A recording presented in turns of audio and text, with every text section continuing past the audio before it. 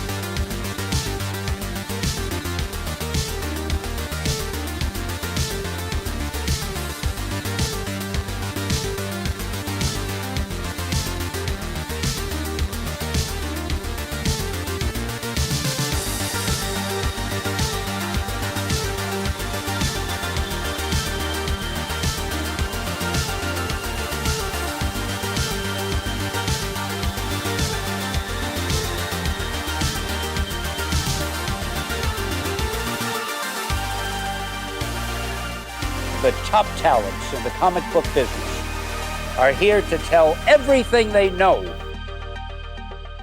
Ladies and gentlemen, welcome to episode 74 of the Industry of Comics show. Here with my compadres, Jesse and Dennis. Emmet is still riding on a train somewhere in Kansas or Colorado, someplace in the Great Plains somewhere. I don't know. But we had an excellent San Diego that we're going to talk about. Us three has still not talked about together, so this is going to be very interesting, us talking about it together. The Bleeding Cool article that was dropped on our podcast over the weekend, that somebody at the con walked up to me and go, "Did you see this?" And I went, "No, I didn't." So we'll get into that. A lot of fun stuff. We were talking about backstage about how this is the only second episode that we've missed since we've been doing this show, and both episodes that we missed was due to San Diego Comic-Con. So I think that's a pretty interesting streak there. If we're gonna miss episodes, it better be for the Mecca of comic book conventions, right? So, Right. That's it. But yeah, very interesting week. We're going to be probably spending the next couple weeks reminiscing over San Diego on this channel. It was that good of a con. I really wish Jesse was there. It's kind of hard for Jesse to leave a store he just opened, so he wasn't able to make it. But I really wish he was there, because this year was something special for the Beyond Wednesdays brand in a major way. And the best way to explain it is this. Up until this year, I would go to San Diego Comic-Con, and my job and my whole reason for being there was to search people out. Search out Ross Ritchie, search out Dinesh, search out Philip, search out, these retailers that I want to meet in person, search out these important people in the comic industry that I want to meet in person. And this year, those people were searching us out, and it felt really, really good to see and to hear from them how much they enjoy the channel, what they think of the channel. And I really think it's cool to be a part of the industry. I'm not saying I'm an industry vet yet, but it's pretty cool to be at that point in the third year of this brand. So I really want to thank these two guys for making that possible, because without the help of who else Dennis, is here? of Dennis and Jesse, and Big Clutch, Big Leg, Red Hood, Stein, Yee, all those guys. Shout out to Wilbur, who just dropped a $19.99 super chat. He says, "For McClay's SDCC recovery fund." Thank you, brother. Thank you. I appreciate that. But yeah, without the help of all these guys that make this channel possible, it wouldn't be like that, and it felt really good. There was one person that I missed this year, and I feel really bad about it. And I'm going to make it up to him. I missed seeing Ross this year. I know he was out enjoying the con as a con goer with his family for a change. So I hope he had a good time. But it was really, really interesting and fun. It was over in a blink of an eye. I picked up Yee at the airport, and he jumped in the car, and I go, "I hope you're ready, bro, because it's going to be over in a blink of an eye." And it was over in a blink of an eye. We were there for a decent amount of time. So many crazy things happened. It was absolutely unreal. But one of the biggest things that happened for this show, and Beyond Wednesdays in general, was an article by a former guest on this show, Rich Johnson, over at Bleeding Cool. Keeps on giving. The gift that keeps on giving, yes. So how a podcast created a lot of problems for Diamond Bankruptcy. Jesse and Dennis, cheers. How does it feel to be talked about in a... First of all, he got the headline wrong. Dennis Barger's podcast created a lot of problems. Get Remember, outta it's here. my podcast, according to Rich Johnston. Shout out to Cal L, who just dropped a 50. He just dropped a 50 on us, adding to the recovery fund. Cal L, I appreciate you, bro. And I like you, I'm sure you're very happy with the results of Superman, as I was. Thank you, my brother. I appreciate you. Jesse, what did you think of this, man? I didn't even get a chance. All three of us, yeah. Yeah, I think that there's a couple of things that I was very surprised. So I come from a marketing media world. And one thing that happens in the marketing media world, you usually get an email like a day before. Hey, by the way, I'm going to be writing something about you or the brand or whatever, and it gives you that time to react. Or did you want to add to it? So I was surprised on the notion that we weren't informed pre-hand, so it becomes this big surprise, and that's fine. I get it. It's the comic book world.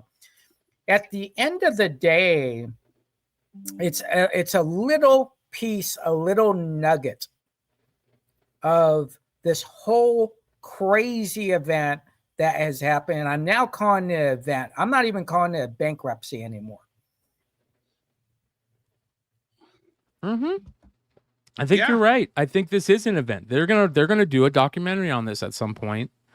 Whether it's 30-minute YouTube doc or something big on Netflix or something.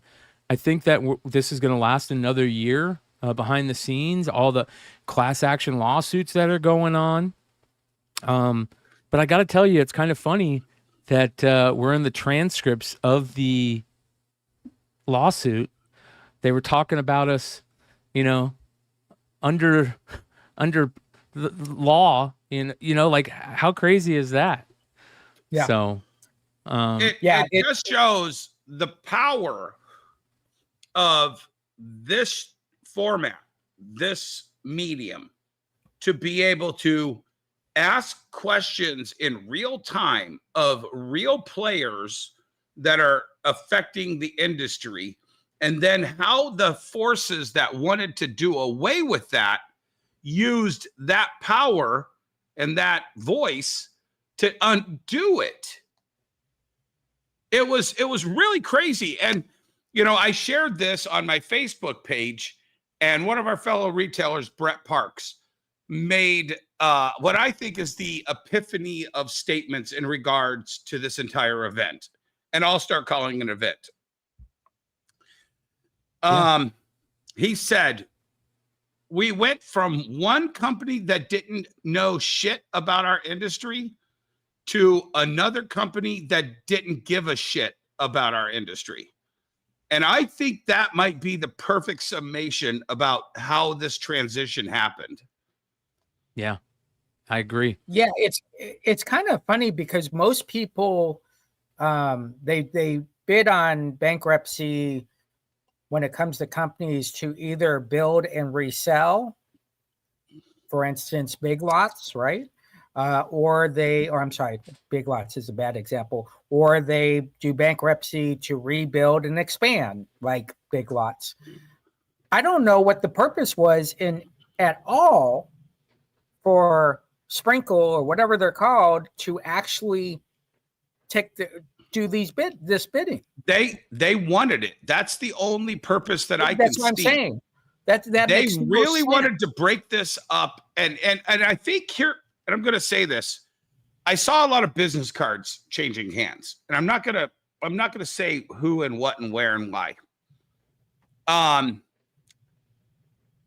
heard the phrase Universal will be moving into America very soon a lot of times. And when it boils down to it, the first client Universal got was DC Comics. Okay. And that says to me that this was all planned out by several of those high diamond officials who were still pissed that Lunar and DC were the ones that helped sabotage Diamond, or in their opinions, sabotage Diamond.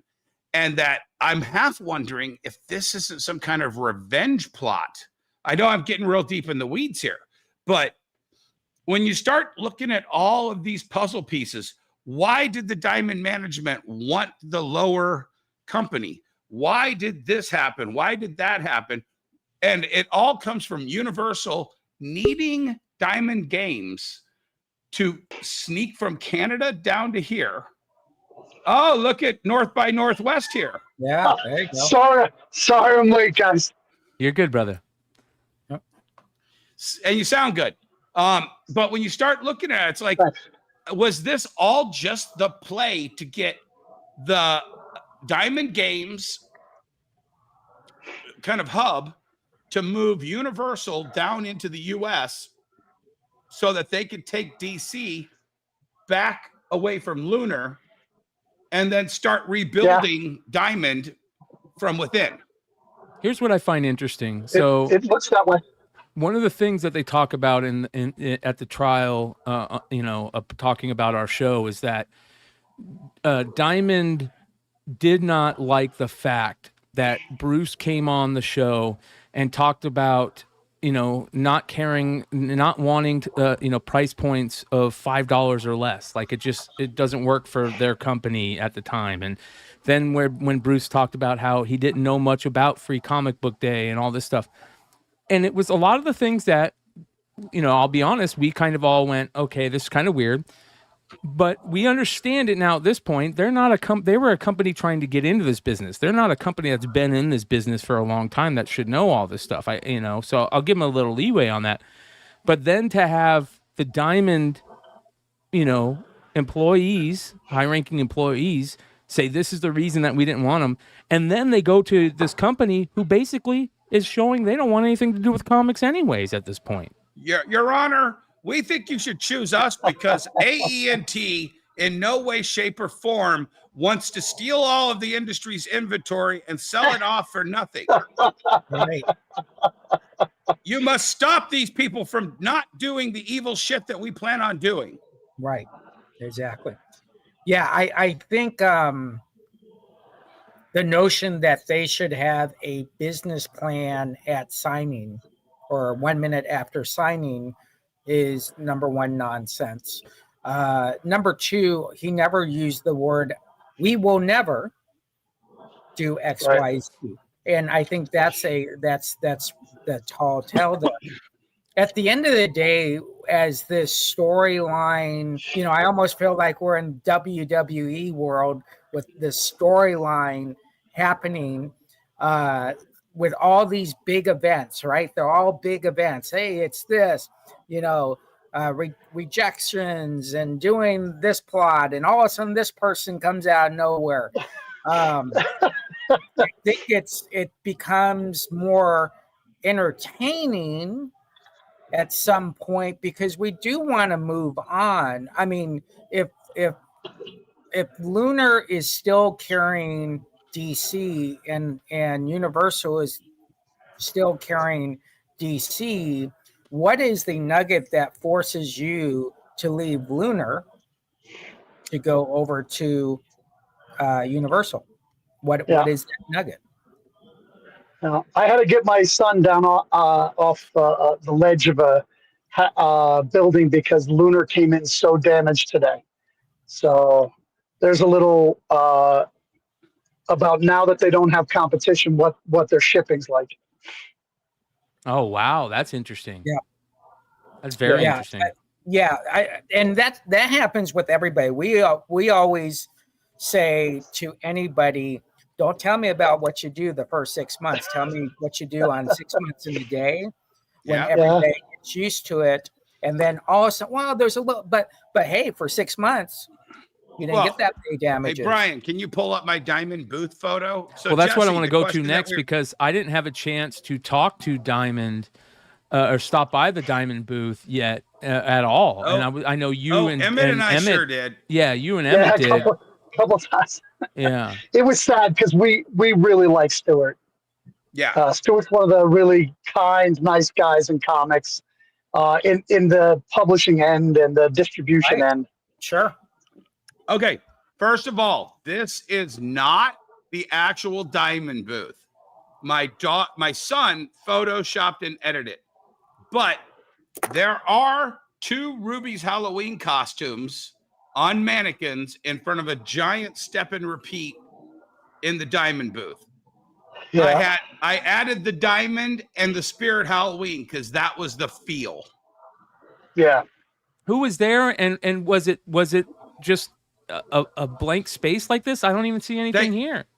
They had 2 It was a lot of blank floor.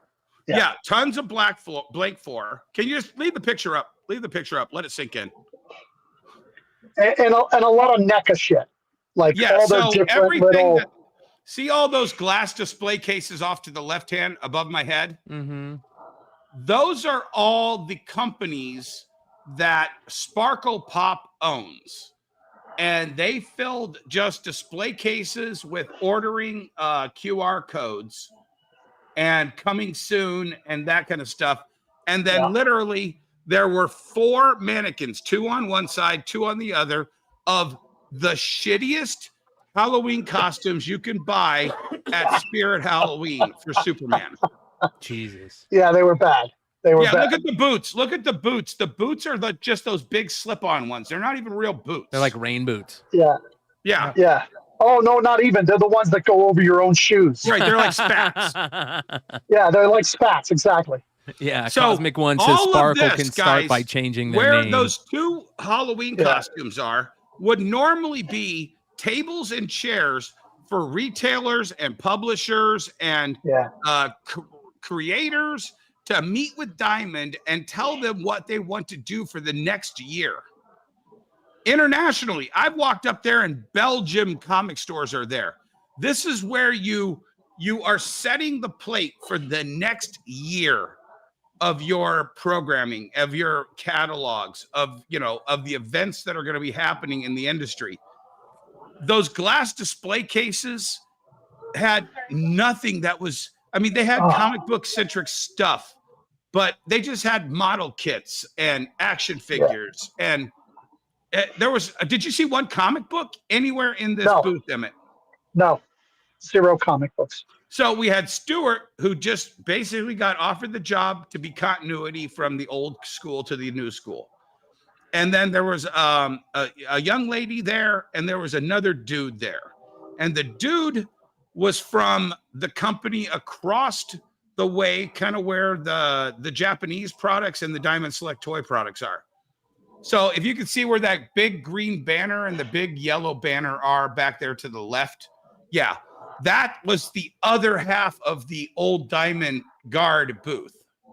Yeah, and that was just glass cases. Yeah, that's more so glass shitty. Display cases. That's sad. And the glass display cases weren't even packed. No, they like had a small figure, like every 6 inches. Oh, wow. And at some points, 12 inch. There was not a lot of product. Right. So let me give you the reason for this. Is they're trying to maintain that extended contract with San Diego Comic-Con. So not being prepared, but not showing up would mean that they would default. Right. But not just that, Jesse.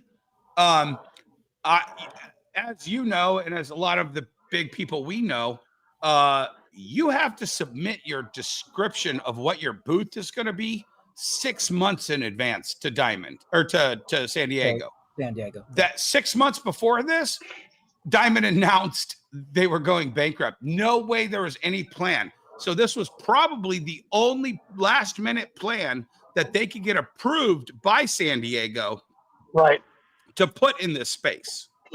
Yeah. But not to even put tables and chairs in there. I know. Wow. Yeah. I would have got like 4 6-foot tables and said, hey guys, you want to have your lunch here? Yeah. Yeah. Exactly. Wait. Lunch? Yeah. You think anybody in this industry knows what lunch is anymore? No. Is that a sagoo? Is that a sagoo? That's a sagoo. Yeah.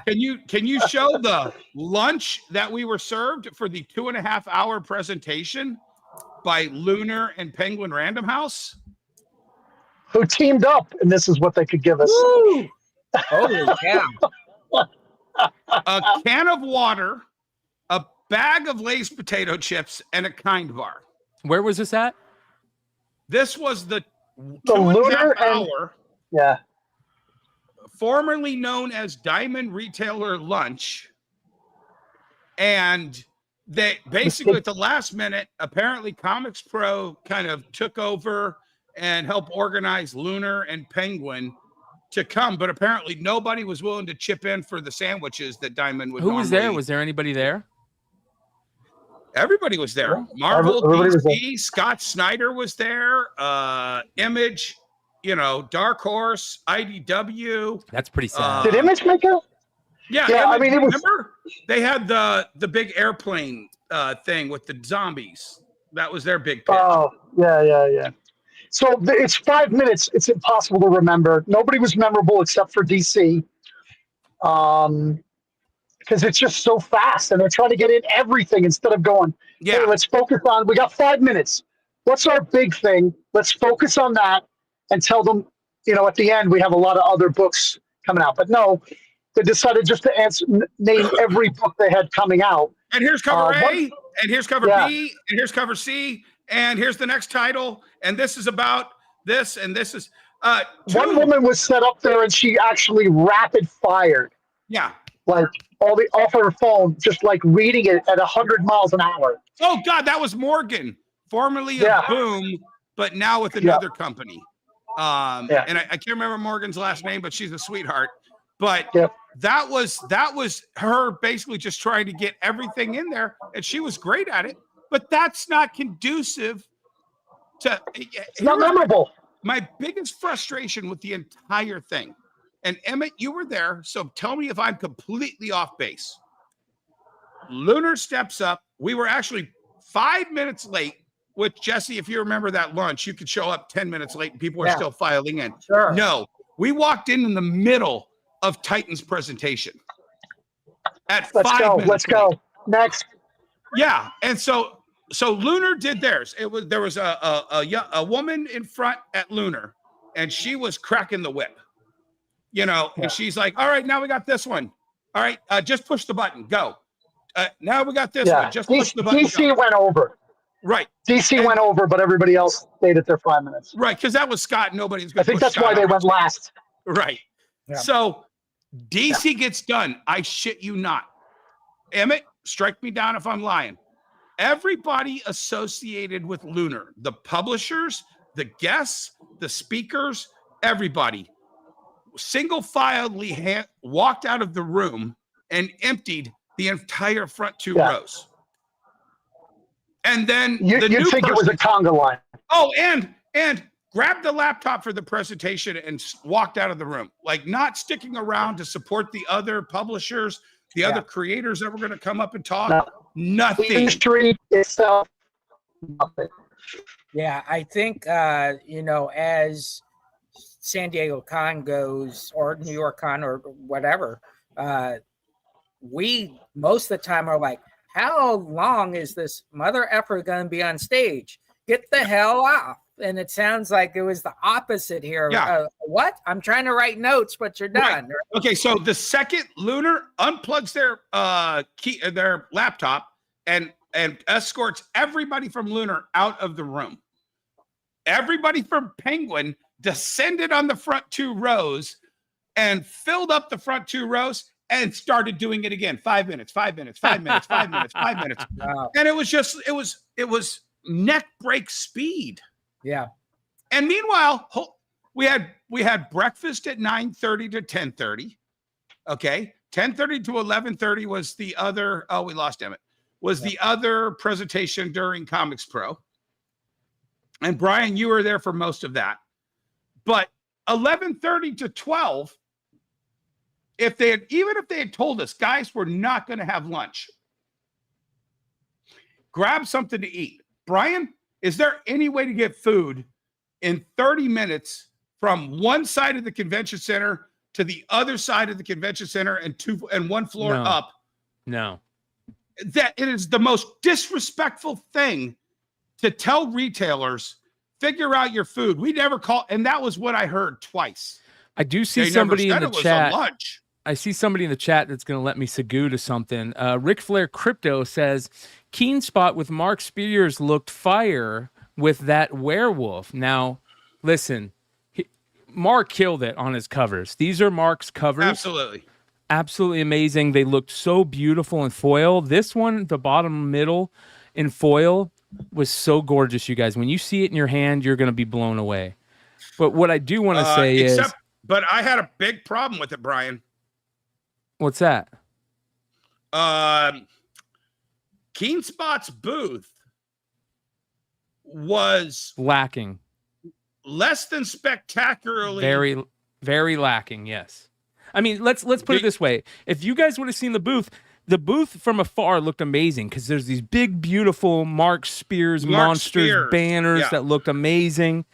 You walked up to the table, and it's just stacks of books on the table. I mean, there must have been... I got pictures, Brian. I got pictures. All right, let me bring up that picture. Because that, to me... I think the question is, did Keen Spot have anything other than Spears? Where are the pictures, Dennis? Oh, they did. Okay. Right here, and... Okay. Because to me, that, like... I mean, first of all, you don't just keep Mark's books out on a table like this. I feel like that was okay. I mean, So see this guy right here? He's pointing at the stack of Frankensteins. That's a $100 metal Mark Spears Frankenstein for $100. There's like 10 of them there. There's no sign. You have to say, how much is this one? And the guy's like, that's the metal. It's like 100. And here's the other thing. Okay. They had all these ratios sitting here that should have been they should have been the incentive ratios for the retailers, and they were selling them for like 30% over fair market value. If you look, those are all bagged and boarded up front. Towards the back, they're just sitting out raw. And it didn't make any sense. Like, you have... And meanwhile, people are finger fucking the stacks. And I'm just like, and if you ask that guy, he didn't know Mark Spears from a hole in the ground. I asked him, I said to him, I walk up and I say, hey, is Chris around?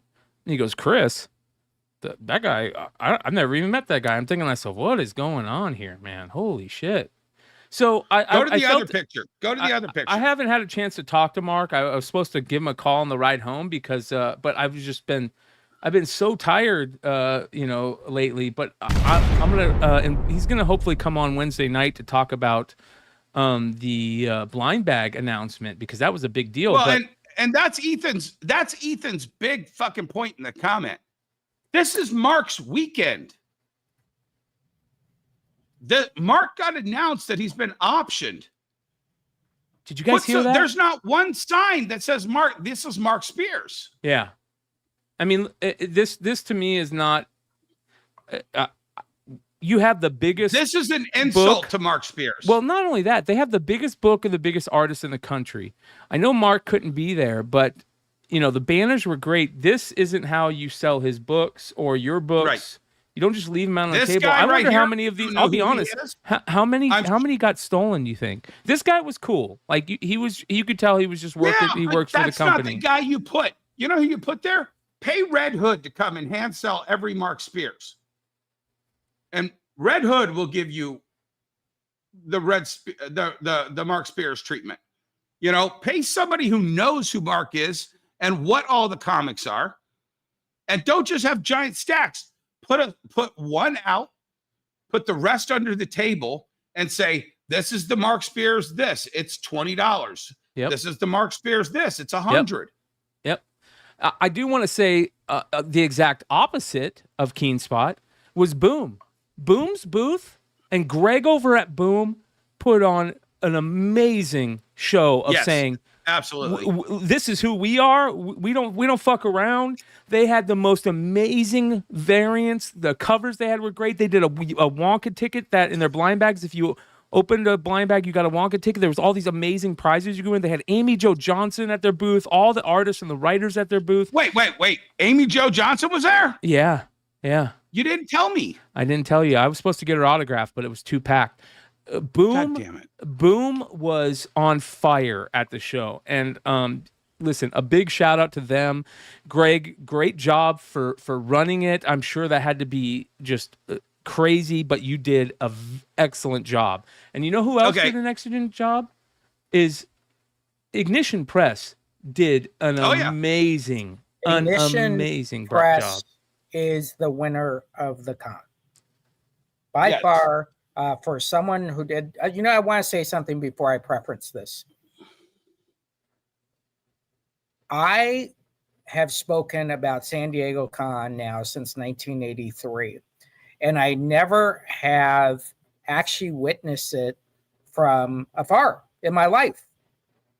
And so listening to people saying, "Oh, I wish I could go to the con," I'm like, "What are you talking about? You can go to the con." And living a week of not going to the con opens up your mind to the big experience of going to the con. I probably learned more of not going to the con this year than my whole 38 years of going.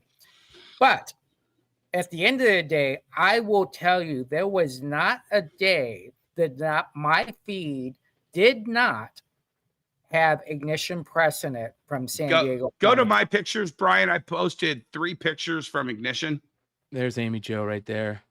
She showed up. We went to the Ignition Press thing, and it was the most beautiful setup, you guys. They did a setup outside the con. It was right next to our Airbnb, and I wish we were there for 2 nights. I wish I'd have spent more time there.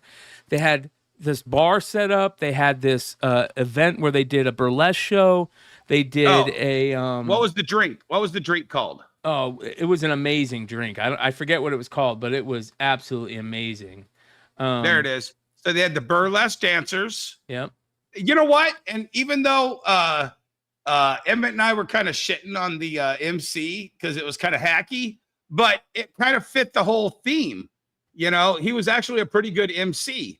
But they had the burlesque dancers. Go up to the one right above this one. I believe that is All of Us. It's the only time all of us were in one place. Yeah. They were given free booze. I mean, and so this was, when was that? Thursday night? Thursday night. Yeah. Thursday night. So Saturday night, that was Friday night. Thursday night was the lunar thing. Saturday night, I went back to the Ignition Press, and they had this, they opened up the whole floor, and they were giving free booze away, and everybody was there. I mean, everybody. Scott Snyder was walking around chatting with people. Tony Fleece was chatting with people. Amy Jo Johnson chatting with people. Like, everybody you looked at, you were like, oh, they're standing next to somebody famous. And Philip comes over to us, and he shows me the books, and he goes, look at the back. And I go, holy shit. You guys, they're numbering every single one of their books. And guess why? Because Philip came on a show, was told that is something that we want, and he put it into practice. Yep. There you go. That is... Show them the numbers. Show them the numbering. Listen to your people that want to buy your books and that love comics. That is the goal. And he did it. And guess who got number 1 of their ash can? You guys are going to trip on this. So Philip comes over, he hands us all a book. He goes, look at the back. And we look at the back. And I go, I love it, man. And he goes, he's like, and Stein goes, Philip, I got it number 0001 of your ash can. And Philip flips out. He's like, are you kidding me, dude? It's all random, too. They're not printed in order. They're random. They're not in sequential order. They're all over the place. Yeah. So you're not going to get a run of stuff. It's just luck, And he handed me one that was 666. He's like, here, take this one, man. The beauty. Yeah. I'm like, awesome. So he introduced us to one of his partners who is he's the executive producer of Scott Pilgrim, Beauty.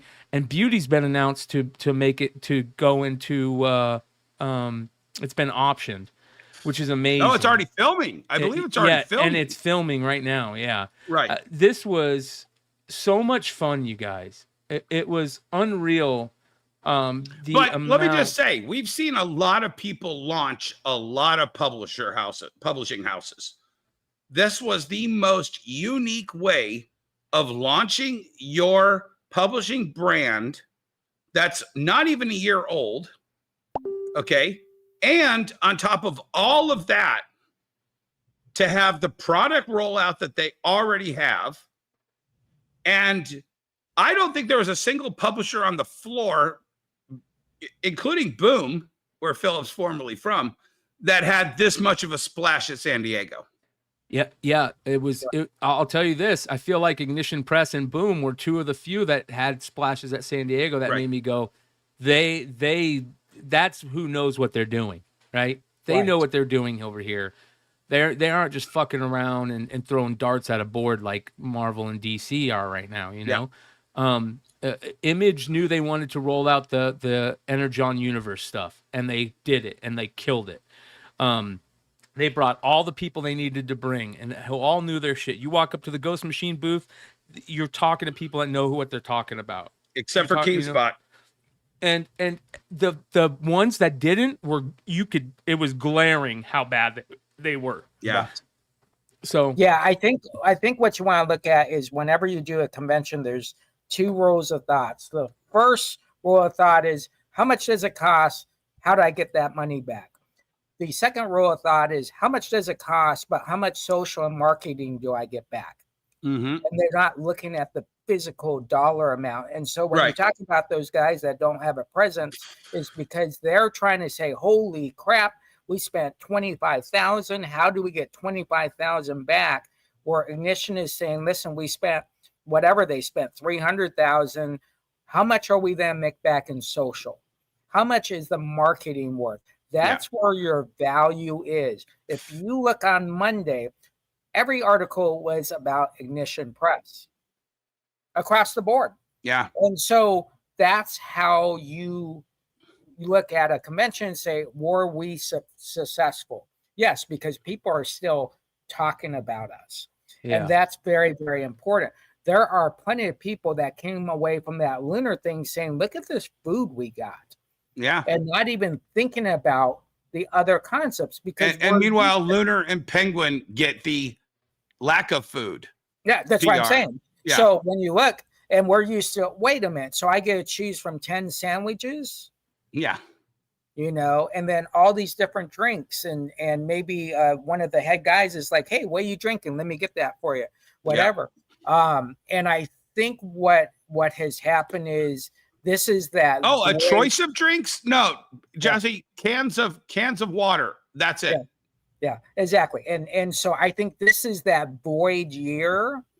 And I think next year will probably be one of the greatest years. Yeah, but Jesse, this was the year that Hollywood said no. Yep. This was the year to step it up and make your bold stand, because Hollywood will come back next year and figure out a way to cock block comics again.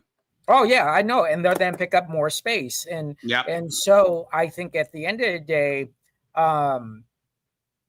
you know, that's what I look at. I look at your social presence, not your, I don't care what KingSpot sold. That's so immaterial to me. You could have sold that being at a garage sale.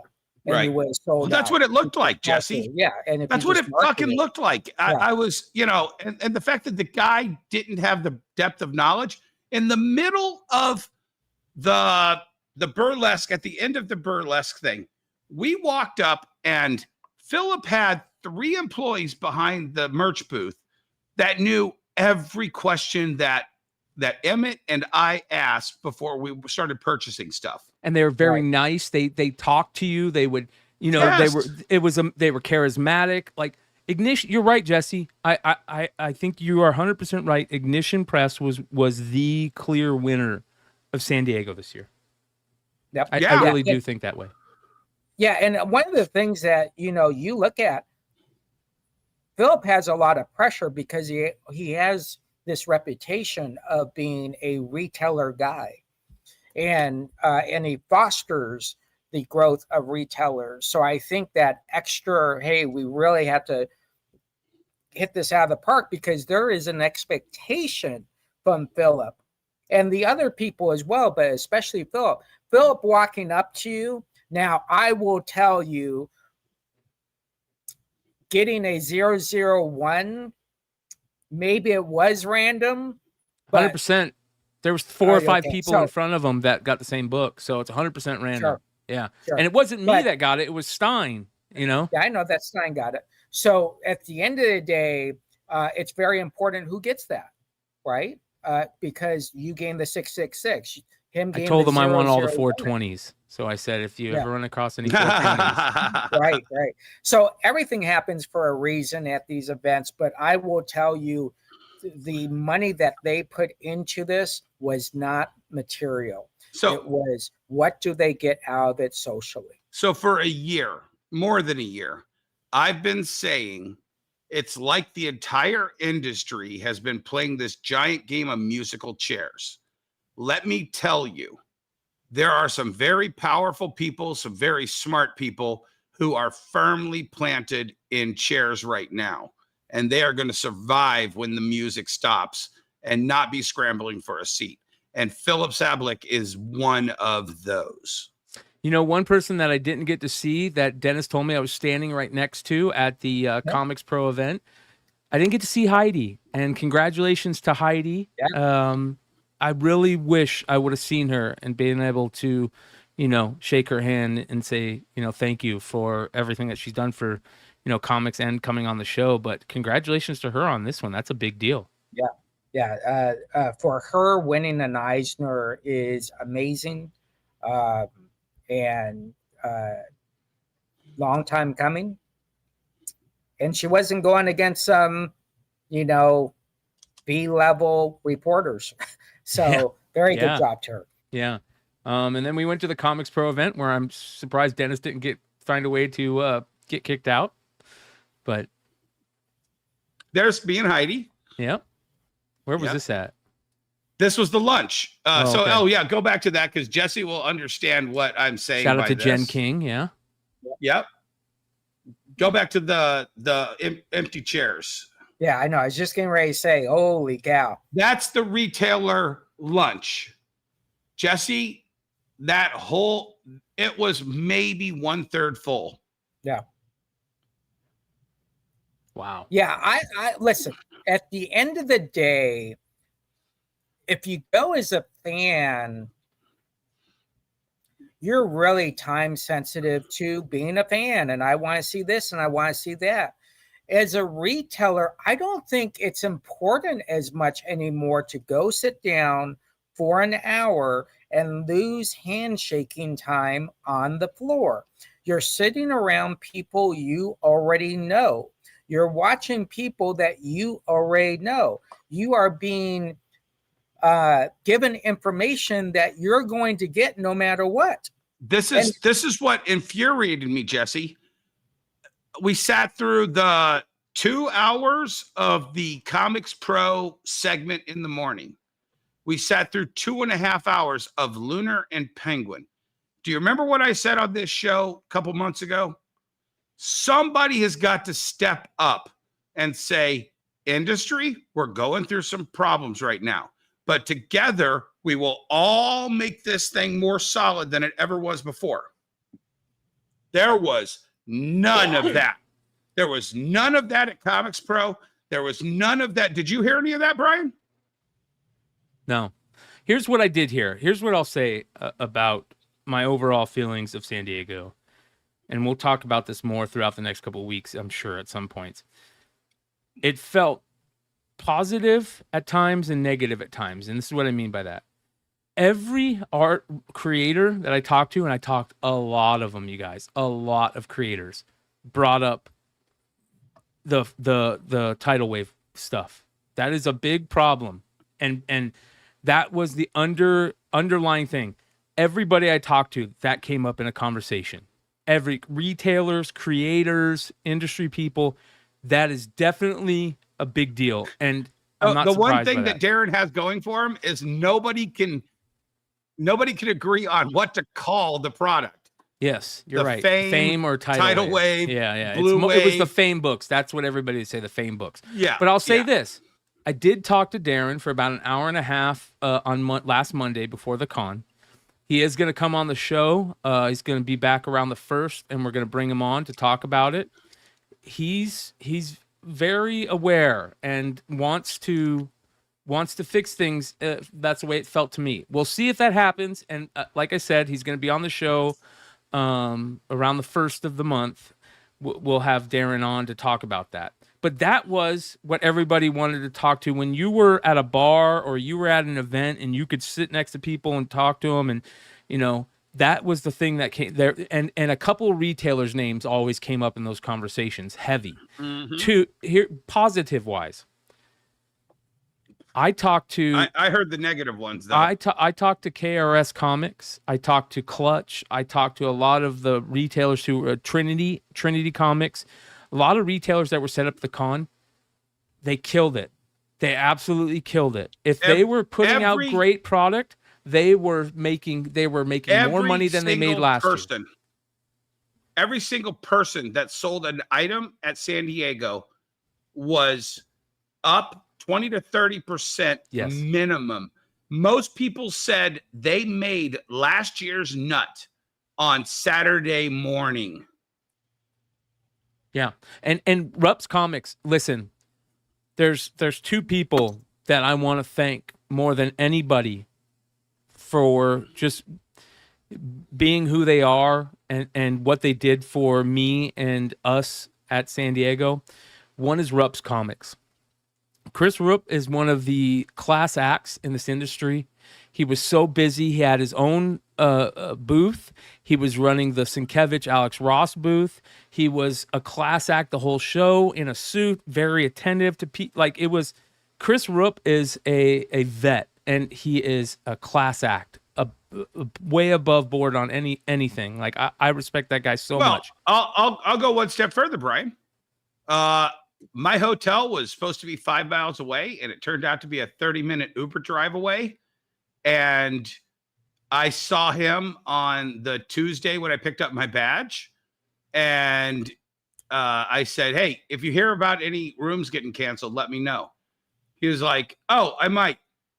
Called me back, texted me back later that night. I was able to get out of my hotel and into this room at the Marriott within a day, and I was right back into the heart of the show. That's amazing. Yeah, that's the kind of guy. That's the kind of guy he is. Yep. And then the other guy is Big Clutch. Big Clutch is I'm just really glad that and happy and proud to call Sean a friend, and I think that anybody that knows Big Clutch feels the same way. Pause that real quick. Just pause on any of the comics. Go back to where he's displaying his comic book. Right at the beginning. Hit pause. Go up a little bit. One second. You're almost there. That's the way you treat Mark Spear's product. Yeah. This guy's pushing that book. You have it nice and front-faced on the thing. You have a tag to say what it is. This guy, Thaddeus. Yeah, this is Thaddeus Robeck. He's proud of his book. Yes. He's proud of his books. Yes. So you take pride in your goddamn product like this guy does. So Big Clutch really,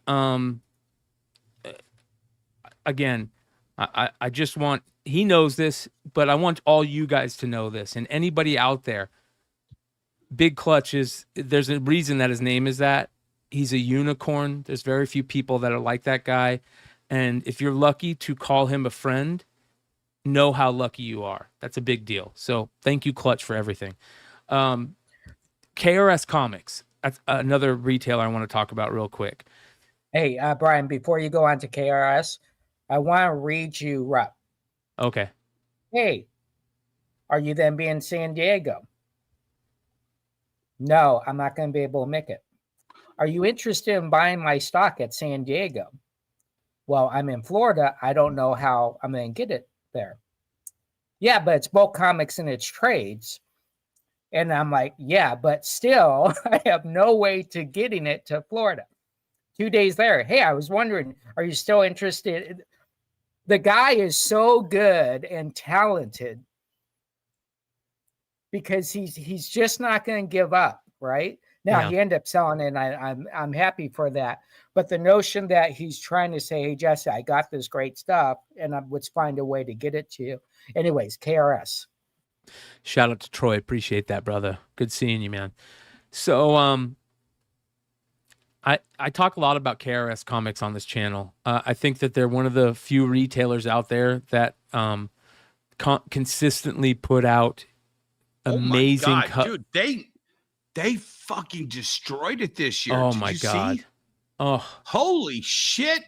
KRS killed it. Yeah, the stuff I have to set my alarm, guys. I'll be right back. Yeah, the stuff that they did this year was I mean, just little thing like certain people just showing up to their booth and signing like stacks of books. Yeah, I mean, Will Jack, Hume, Carla Cohen, Perillo, Natalie Sanders.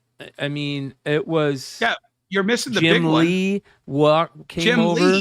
Yeah, Jim Lee came over and signed a bunch of stuff. Like KRS Comics is one of the retailers that I respect the most. They're transparent. They're honest. They know what the fans want. They listen to the pulse of the collecting community, and they have my respect 100%. And I would suggest if you don't know who KRS Comics is, go check them out. Get on the newsletter. They're one of the few retailers out there that that is above board on everything they do. And it was fun to hang out with Chris and Jose for a decent amount of the weekend. I can't wait to, if we go to New York, can't wait to see them in New York. And like Dennis said, they destroyed it. I mean, look at this lineup of books that they did at the show. It was amazing. Yeah. And at the same time, they had to pivot, and they had to deal with some shit that happened where they couldn't do what they originally wanted. And they still did well. They moved spots, and they still did 30 to 40% better than they did last year, which, means a lot. Yeah, Red Hood, shout out to Red Hood. He says Galactus was at the booth.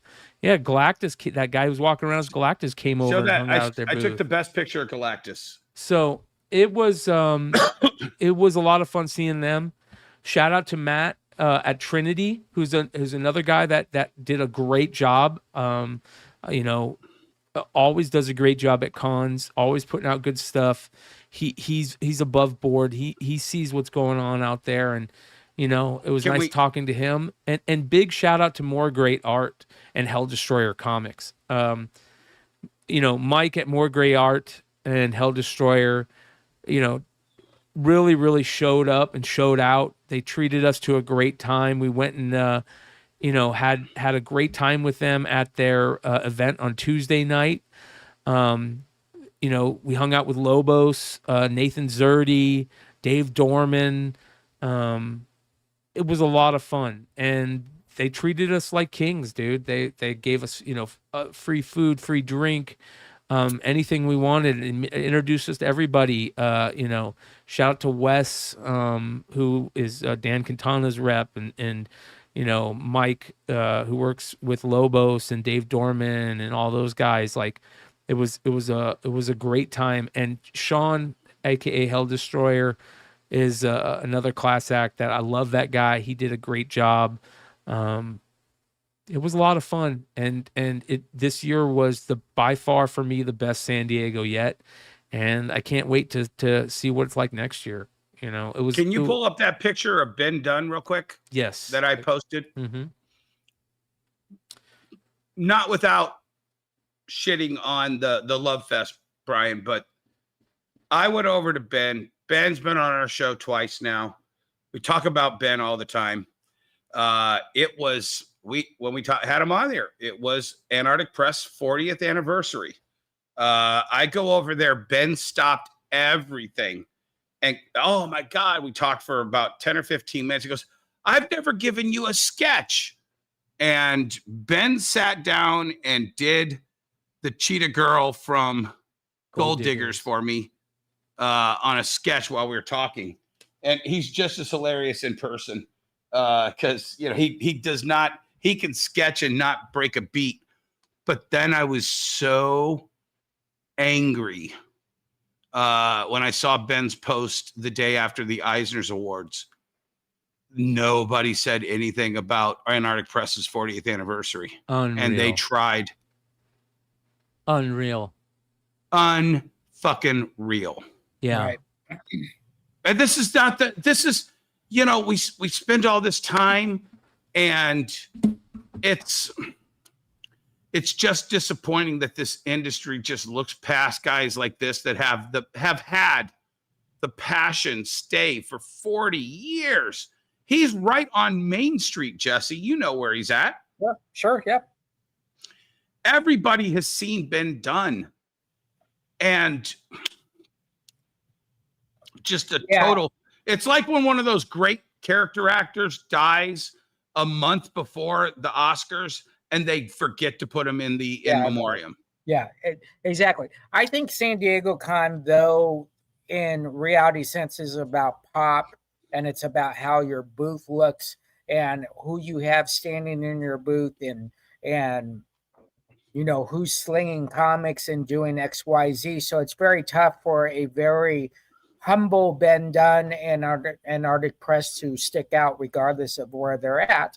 If you look around them, I mean, you got across the way, you got Pleto behind him, Tucci over there, right, I think, especially behind him, and then look at who's in front of him. So it's a challenge at San Diego for that traditional comic company to actually pop at that event. And it's a shame because we should look at culture, tradition as one of those measures at a convention like San Diego or New York Comic Con. And unfortunately, we don't do that. Well, Right. I do want to talk about, you brought up Bryan. That's another one of the people I want to talk about. One person that I stop and see, the first booth I always hit in San Diego, there's always one booth, one person that's my place to stop the first second I walk in, and that's to go see Bryan, shake his hand, and thank him for everything he's done, because Bryan has supported Beyond Wednesdays and just been a classic comic book creator that loves this hobby and everything about it, and he has shown so many people in the industry how to do things the correct way. And every year the Coffin Comics booth at San Diego is like second to none. I mean, it looks so good. I've got some great video of it. We went in the first night before anybody got in, and I went and took a nice video of the whole booth, and seeing Bryan and Fran was amazing. And I stopped by every day and talked to him that I was there. Bryan and Fran are going to come on to talk about Coffin Launch and everything they're doing over there. I think what they're doing with Coffin Launch is some of the most important stuff that's happening in this industry, and it shows big time. Can you pull up that picture of me and Bryan and the guy who was hanging out at Bryan's booth? Yeah. Because this was the shout out to our missing compadre. Oh yeah, I didn't get to see a chance to see Jimmy yet. I didn't see Jimmy Palmiotti was just chilling in Bryan's booth, and they were just talking old geek comic shit. And I was like, oh snap, guys, let's give a shout out to Jesse James here. And so that was our shout out to Jesse James for missing the show. I appreciate it. I appreciate that. Yeah. I didn't get to see Jimmy, and I didn't get to see Billy. I wish I would have stopped by and talked to Tucci, but I know Emmet and Dennis got to go see him. How was Tucci, and how did the con sound for him? Tucci Sound like he's having a great time. Yeah. That's Yeah, awesome. he was holding court at the Marriott. Yeah, he was holding court at the Marriott, man. It was awesome. Everybody stopped by. Jim Lee stopped by and embraced him. Palmati and Amanda Connor stopped by. Everybody, you name it, as they Paul came into the Jenkins. hotel. Yeah. So as everybody came into the hotel, they all stopped and came over to see Tucci. Yeah. It was really a nice thing to see. That's awesome. And it was actually kind of cool because Emmet and I were just kind of sitting on the periphery, and a bunch of guys came up that knew us from the show and kind of bypassed Tucci and came around. They knew who Tucci was, but they actually kind of said shout out to Emmet and I before they went up and talked to Tucci. Of course, Yeah, him and Deb. funny. Yeah, there are great people in this industry, and that is a couple right there that are just amazing. We get honored to become friends with a lot of these folks. Not because, and what the crazy part is, it's not because we buy a lot from them. It's just you get honored, and you know the point where you kind of, and I don't want to use the word accepted because that's not really what it is, but you break that wall between retailer and creator. And some people, that's a very hard thing to do because they're just looking at the financial relationship. Mm-hmm. But Yes. once you look past that, Billy is one of the first people that's going to come up and introduce himself, and they are going to take care of you. And he had a great spot in the con. Yeah, I think he's had that spot for like 25 years since 95 or something like that, or 98. He does Well, get and it's a lot I'll tell you the other reason. This is the other way you can tell. And we all know, and I ain't saying anything about, because I know I think all three of us are divorced. But you look at Jimmy and Amanda. You look at Jimmy and Amanda, Brian and Fran, Billy and his wife. Deb. You sit there, Deb. You sit there and you go, oh, they've all been married for the entirety of their careers. They must be doing something right, because the retailers sure as fuck aren't. No. Yeah. Every retailer I know has been divorced a couple times. There was big news about Billy just about 3-4 hours ago. I'm trying to find it. Jim Lee has there's a new she is on the cover of previews. Right. Yeah, there you go. Yeah, that's what it was. Yep. Of Phil Views? Phil Views, not previews. So Phil Views. sorry. This is Alex Ross's booth, which was gorgeous as every year it is. So shout out to those guys and Chris and. Oh, damn it, Emmet! We forgot to get you up on the roof of that. Yeah. Next year. Okay. So that was next year, cool. since you now know the secret that we can't unveil on how to get you tickets. No, absolutely not. But everybody did their best to get me in every day, and I greatly appreciate it. What would you say is the number one secret of getting into San Diego, Emmet? I'm not giving it up. I'm not giving it up. Walk in like you're supposed to be there. Yeah. Well, walk like you're supposed to be there. Yeah. Don't even acknowledge that they exist. I took Emmet through back doors. I took Emmet. What? We don't want everybody to know, right? What? Yeah. No time about the con, right? Yeah. Yeah. Okay, oh, stop it.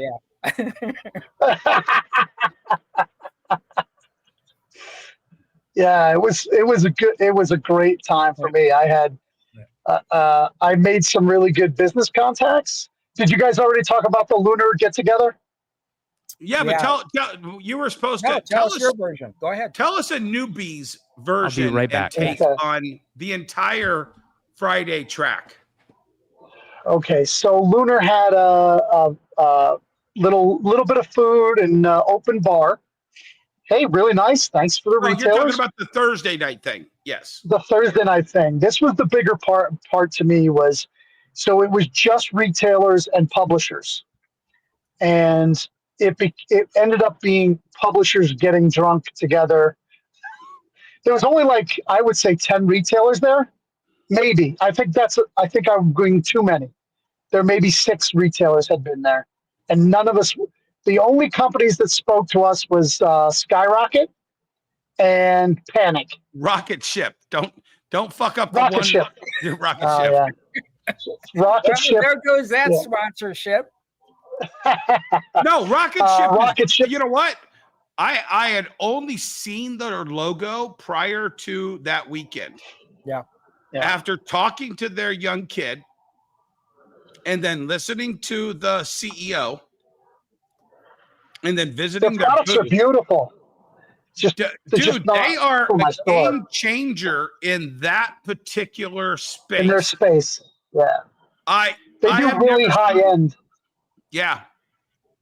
Did you go over and take a look at that magnetic clasp slipcase they had? And then the Dracula and Frankenstein box with latches, and it was beautiful. Yeah. But I'll tell you, Panic impressed me the most. Dennis happened to know the COO. She'd been in the business a while. She was the sharpest person from publishing that I had met when I was out there. Well, she and here's had the weird thing. She talked to us. She talked to us. It wasn't a, hey, do you buy my stuff? Hey, blah, blah, blah, blah, blah. Hey, no, it was like, so what do you guys think? What do you guys think about this? What do you guys think about that? Yeah, I call it go ahead, Emmet. They haven't even launched a book yet, but that convinced me to go to their Hall H, and it looks like they've got a good slate of books. So horror is big in my area, so I'll be buying it.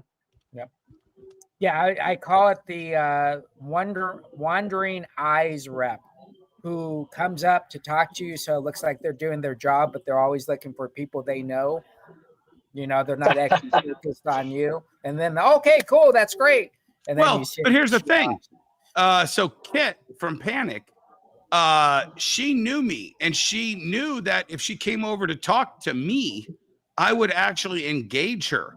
I don't think many people who were there at that thing, I mean, it was like pulling teeth to get the first group to talk to us. And then at the end, you know, I would be remiss if I didn't brag.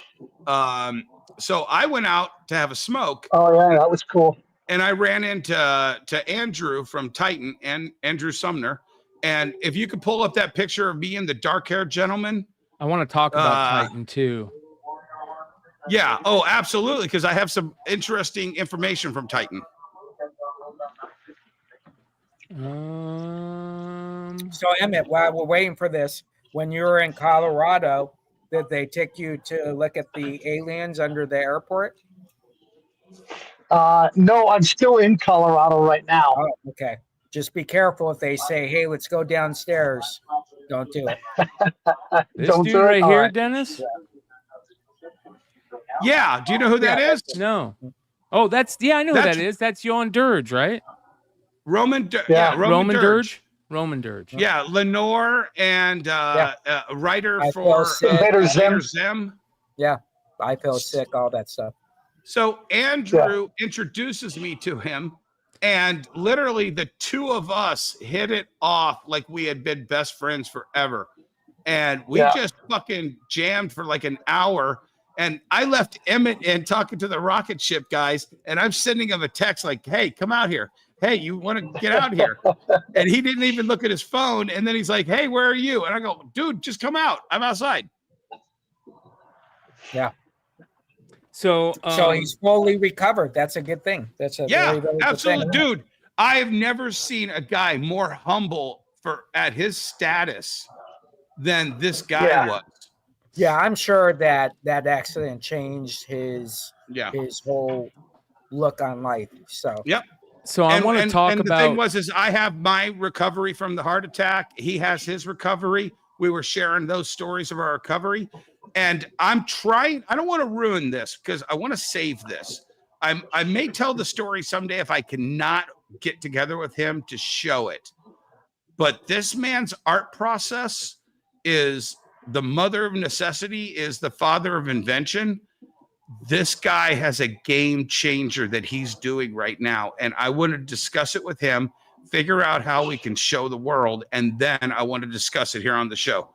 Because Emmet, when he showed you that, don't tell people what it was. No. It's ingenious. It's next level shit, guys. And he's right back at it now. So speaking of Titan, very interesting thing happened. I believe the night before me and Yi left. So it was like Monday or Sunday night. For those of you guys that don't know who Macroverse is the company that did the pre-code horror Kickstarter on where they basically reprinted. Yes. And they reprinted all these pre-code horror comics, and we actually had them. We had Adam Fortier on the show, who was working with them at the time, to talk about this. This was a big deal. I mean, when Adam first came on to talk about this, it sounded like such a great thing. So good that a huge majority of the co-hosts on this channel bought multiple, backed this through multiple tiers. I know a lot of you in the chat backed it. And to be honest, I think I wouldn't really care about this too much if it wasn't for that. A lot of Beyond Wednesday supporters also supported Macroverse. And we kind of, did put ourselves out in the line by really talking about this in such a positive way when it went down. And it seemed like such a great idea until they were 7 months behind in fulfilling their product. Yeah. And then right before San Diego, they come out and say, not only are we not going to fulfill the original Kickstarter backers yet, we're going to take those main books that everybody really wanted, the fluorescent variants, and we're going to sell them at San Diego before the backers get theirs. And then they decided to go on a YouTube show and talk about it. Now, here's what I want to say to preface all this. Shout out to Adam Fortier. I haven't talked to him yet in the past couple of weeks, but he has left the company a while back. And I think, and I don't know yet, but it sounds to me like he saw some fuckery going on and said, hey, I don't want to be any part of this. Because when we originally contacted him, he said, I no longer work for the company. I no longer have anything to do with this. And you could tell it was a sore spot. So the guys who are still running the company have this YouTube program. I posted it on the channel. You can go look in the posts. And it was a fucking train wreck.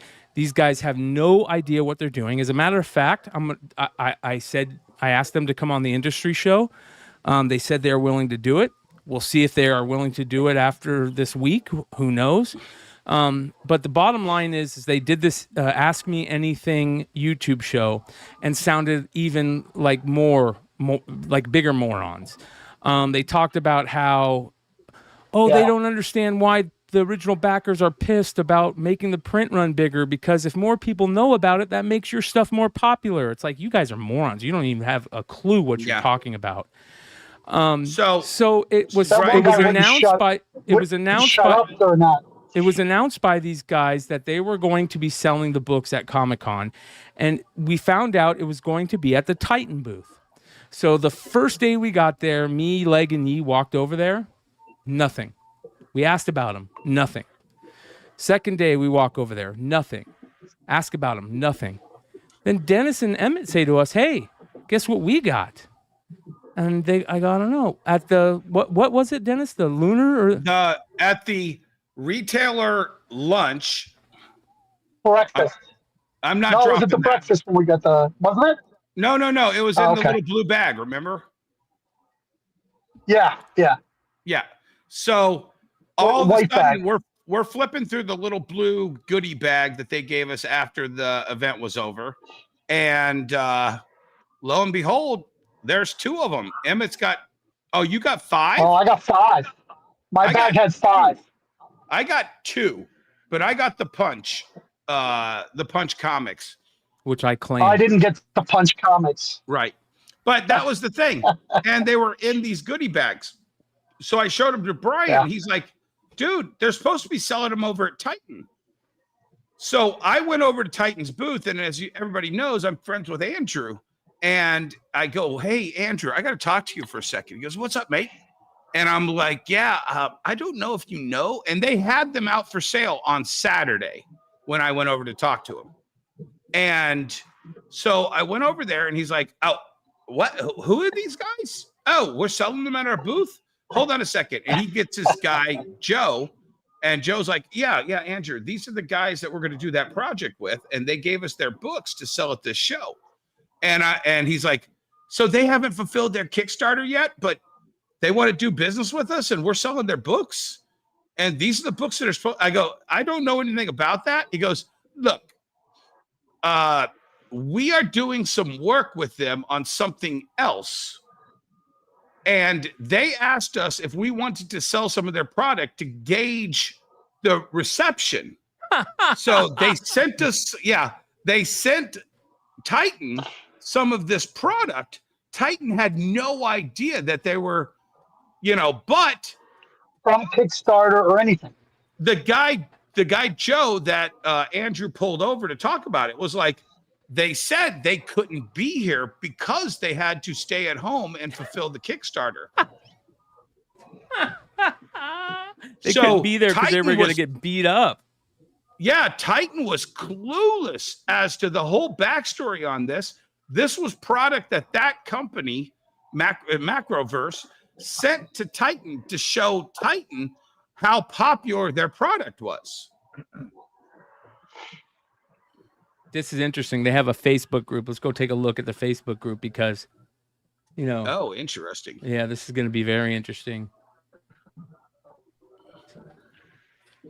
Did they turn off comments? Oh, hello. Very interesting. Where's Red Hood? Is he in the chat? Go back to that image. Mama.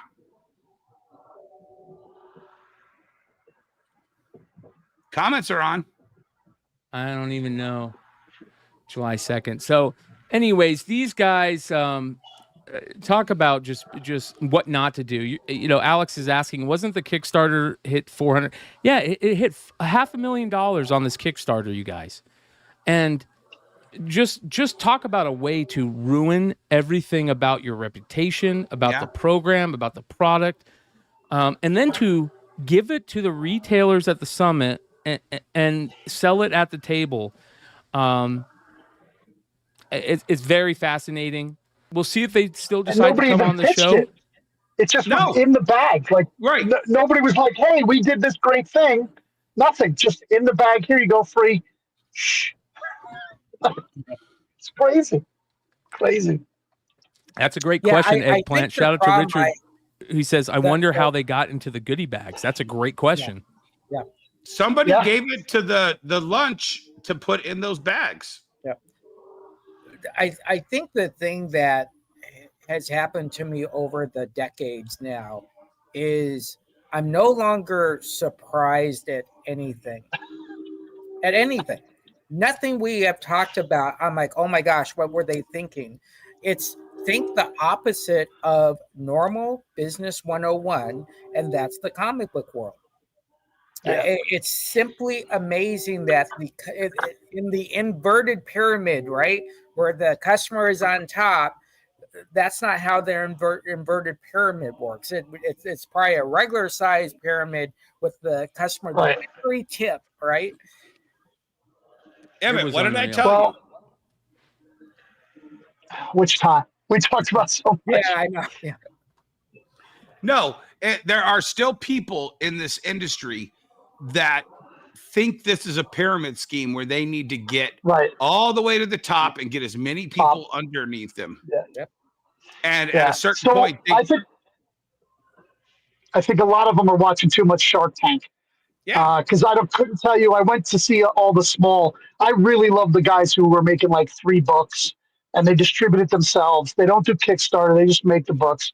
And all of them said the same thing. We're going to disrupt the industry.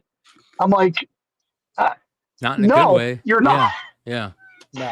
You're making a comic book. It is not disrupting. Here's how you tell how successful they are. Who are the people that said they were going to disrupt the industry, and who's looking to restart? Who? What? Distillery. Oh I God. I didn't think say it. is Distillery dead? It looked But- like Distillery was dead. They lost their booth. They Wow. were not at Comic-Con. Oh wow! And No. That's a big booth. I heard through several grapevines that the owner and publisher of Distillery is trying to restart Comixology 2.0 Yeah, they have. and sell digital comics. They have. Yes, they've already done it. It's DC and Oh. Marvel, I guess, signed a deal with them. Yeah, it was very interesting.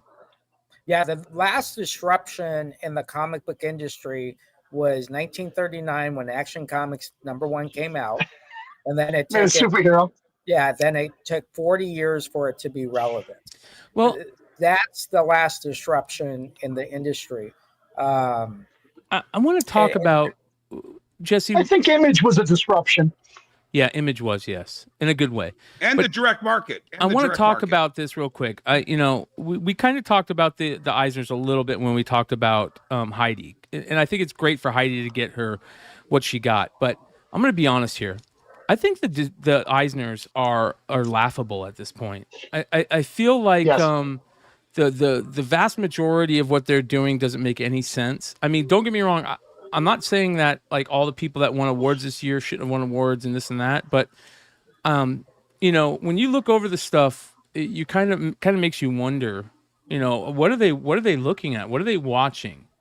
And Yeah, how is Absolute Wonder Woman better than Absolute Batman? yes. I just it felt very off, and it starts to feel off every year. Don't get me wrong. Congratulations to everybody that won it. I love Santos Sisters. I love that book. It's a great book. Congratulations on them for getting Best Continuing Series.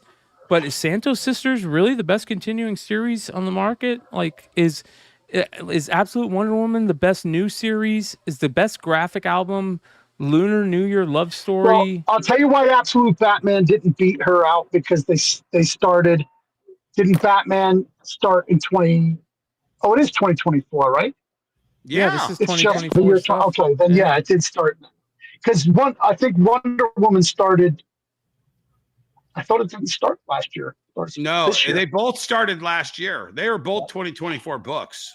Yeah, Best it's painter. really messed up, and I'll tell you why it's really messed up, because this is the 13th year straight I've lost. So it's until I win, it will never make sense to me. But anyways, Who won the comic some shop? great story.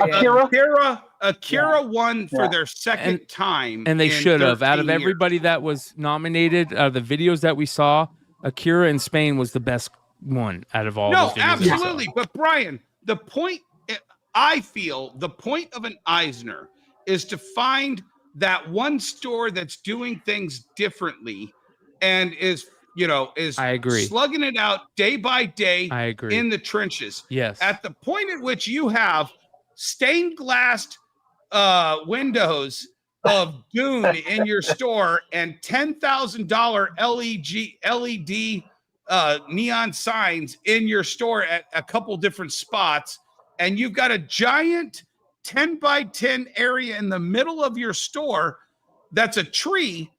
Dude, you don't need the Eisner to tell us that you're great. You already have the Eisner, and then you took your Eisner and you decided to keep making it better. That doesn't need a second Eisner. Give them a Lifetime Achievement Award if you want, as a retailer, for taking the little store and turning it into the tree and the stained glass and the awesome. Well, I do want to say I don't this. think you take the Eisner away from somebody. And I'll go one step further, Brian. I don't think you need a coffee shop, a $250,000 coffee shop in your store to sell comics. Here's I don't what think I that think makes also. you a comic store. And I'm probably going to take flack for this, but I don't care. I feel like watching those videos, the main thing that they talked about in those videos wasn't comic books. It was being inclusive. Outreach. It was being inclusive. It was being, that's all it felt like them talking about how inclusive they were. It was ridiculous. And promoting their 501c3 that they Yes. operate out of the back of the store to do all this charity stuff, which gives them all this extra money to be able to spend on this stuff. It's about how much do you spend on this store, and that's not the heart. Do you think Will Eisner ever made more than standard rack rate doing comic books? Yeah. And shit, I put a picture of my. He made more teaching. I put a picture of my cat in this last video, so I'm definitely doing it wrong. It was really this interesting. time because I'm putting my cat in it. This year was the year of the dog. Was there dogs in the video? Yeah. Two of them, I think. Yeah. Somebody got the memo. Yeah. Another thing that I definitely want to shout out is Adam at Comics Board Inc., who works with Andrew Tarsoff and Sveta Shabina, who did a great job, had a great setup at the con, and they did so well. And that's a big shout out to everybody who has been supporting, Sveta's work. And they sold out all the original art on the first day, which was super cool to watch. Shit. Yeah. Wow. Yeah. Shout out to Yeezy Yee. Look at this piece of OA that Yeezy bought. This was the best piece of OA that was at the con. It was a piece of hers from 2018. And what a great original art piece to own. Like, it was super cool to watch that. So congratulations. It's such like a cherry Pop-Tart cover. I love it. Right. Yeah. Hood bought like 7 pages of Cheryl Blossom Hood is the comic. score. That's the score of the whole con. Everybody that was there, that's the score. The original art, $30 a page for Dan Parent OA. Their original art panel that Mickey hosted with Dinesh and Mike Hansen was amazing. There was like 250 to 300 people that showed up for that. All the original art dealers that were there were just, every table was popping. You can tell that it was a big year for OA and people that was buying it. You could find such great deals at the con with all the art dealers that were there. Like we're talking about, Hood got like 7 or 8 pages of Dan Parent Cheryl Blossom and bought them for $30 a piece, walked over to Dan Parent and had Dan sign them all. Like, that's the type of stuff that you get at San Diego Comic-Con, that you see at San Diego Comic-Con, that you're not going to see anywhere else. It's crazy. Yeah. Yeah. If you want some introductory OA art, look for some Archie stuff, some Harvey stuff that's not old. Like, you can pick it up pretty cheap usually, and then you get some autographs on it and frame it right, and you've made yourself a pretty good This is a good segue into Emmet and our dinner on Saturday. This dog was walking around the con, and every time anybody saw him, just melted. So we had to get some pictures. I mean, just a cutie pie. And I'll tell you what, being at this con and seeing all the dogs running around, because there's a big grass area right outside the con where everybody that lives in the city brings their dogs to run around. It just made me think to myself, man, I want to get another dog so bad. I miss not having my dogs around, and seeing this pup walk around. It was really cool, and a lot of people talking obviously about Fantastic Four, but even more talking about Superman and how great it was. That was very cool. A lot of dogs dressed up as Crypto. So What happened? Oh, man, my memory's so bad from day to day, and I've been on the train for 1 day, 2 days, maybe. Saturday's dinner was Emmet and I. No, wait, not Saturday's. Friday's dinner. Okay, at the Hawaiian Fusion place? Yeah, was that Friday or Saturday? Yeah, that was Friday. Friday. That was Friday. So Friday, Emmet and I. That was actually the first night. But if you can't go to the Friday. So Emmet and I decided, you know what? Con's crazy. Let's go have a nice, relaxing dinner. It was probably the Jimmy Palmiotti one. This one right here? Yeah. Is that got lots of pictures on it? Shout out to Gary Nerdrotic and his beautiful wife. Yep. I didn't get to see them. I really wanted to see them. Brian had a booth babe for a while, and then we had lunch. Maybe it's the other one. Go. There's another cable. The waiter's in the picture, and he's like leaned down, crouched down. Best waiter ever. No, go up, Brian. The one with up after Deadpool, or no, before Deadpool. That way at the end of lunch. No, that was breakfast. There it is, Brian. Go back. Go back 2. Okay, so this is us. Back there is closed for a party. So we're like, oh, it looks like it's a Hollywood party. And Emmet, you want to tell? You tell the story. Yes, we keep seeing people filing in. We don't know any of them, but they're all wearing DC shirts. Or DC hats.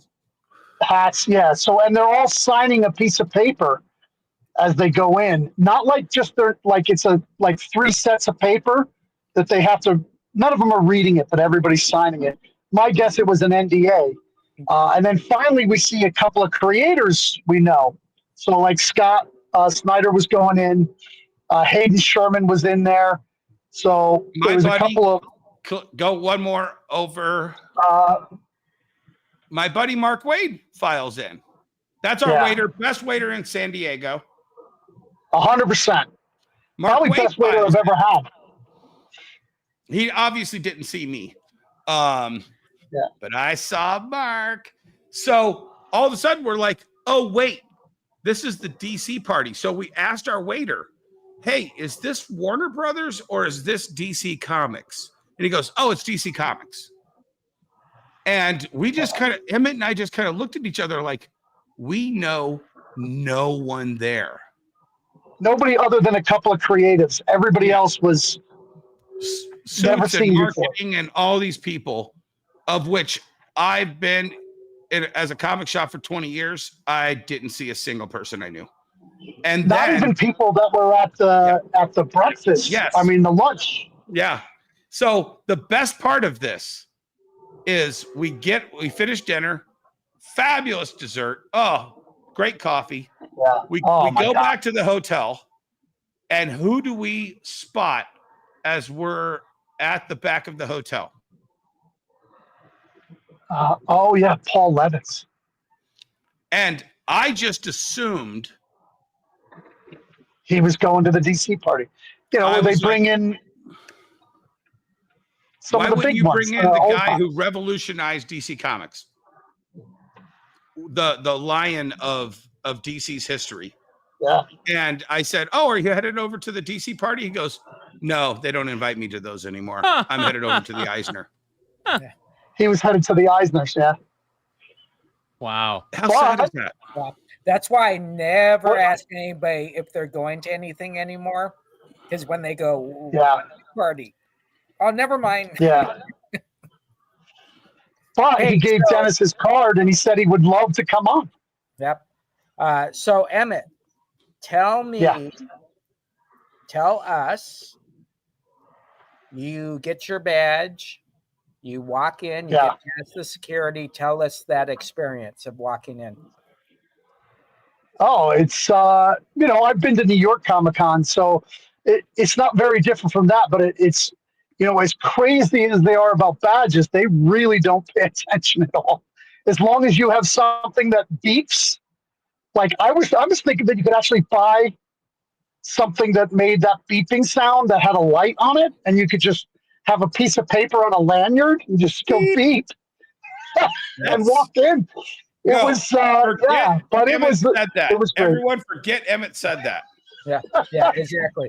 We are not teaching people how to sneak into San Diego, but that probably would work. So you get through that, and now you're getting ready to go through the double doors. Yeah, the thing that blew me away more is how much it's all San Diego. See, in New York, it's the Javits Center. Midtown Comics may have a signing like at one of their shops downtown while the con is going on. But there's nothing else outside. Everything is contained inside the Javits Center. Man, the thing about San Diego is it is the city. The whole city is the con. If you don't have a ticket, just go and out. You can go outside and do all this other stuff. And, you know, people do get tired of going to the con. They'll give you their ticket. You might be able to get in, but through those double doors, it's quite impressive. I mean, some of the best booths that I've ever seen, and then also some of the saddest booths I've ever seen. DC's booth was sad. It was sad.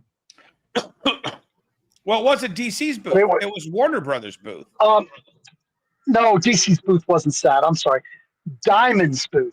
Oh, yeah. We talked about that when you were still trying to get in. Yep. DC's booth wasn't comics. Right. Yeah. Well, the amazing it was their New World Collides game, their card game, their the movie, everything. And progressive. You haven't seen Marvel's booth in the past. Well, Marvel's booth was not Marvel Comics booth. It was Marvel Entertainment's booth. Yeah. And for Emmet to say Diamond's booth was bad, not ever seen the booth before. Yeah. That tells you something. Yeah. Yeah. Wow. It was such a great time though. Like I really got the best part of it was it wasn't as crowded as I thought. Like New York is way worse because everything's contained inside. And I think people were filing around outside and inside back and forth that it kept it kind of loose. They had good distance. There was a good amount of comics, probably more than last year's New York. I would agree.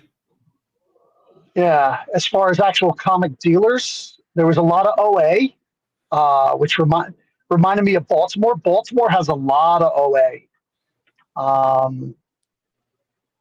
Yeah, it was a great experience because I got to meet a lot of really good people. There's a couple of really small publishers that I want to look into a little bit more. They really impressed me, and like they had no idea how to get distributed. I'm like, now that Diamond's gone, they're like, oh, I don't know what I'm going to do. I'm like, well, there's Filbo or Panelfly. They've just popped up, and then there's going to be a bunch more. You just have to actively be watching. We have to get Panelfly on because I did not see any presence of Panelfly at SDCC. No, I didn't either. I told him we were going to hit him up when we got back. I told him we were going to hit him up when we got back to have him on. So he's probably in the chat right now. Yeah.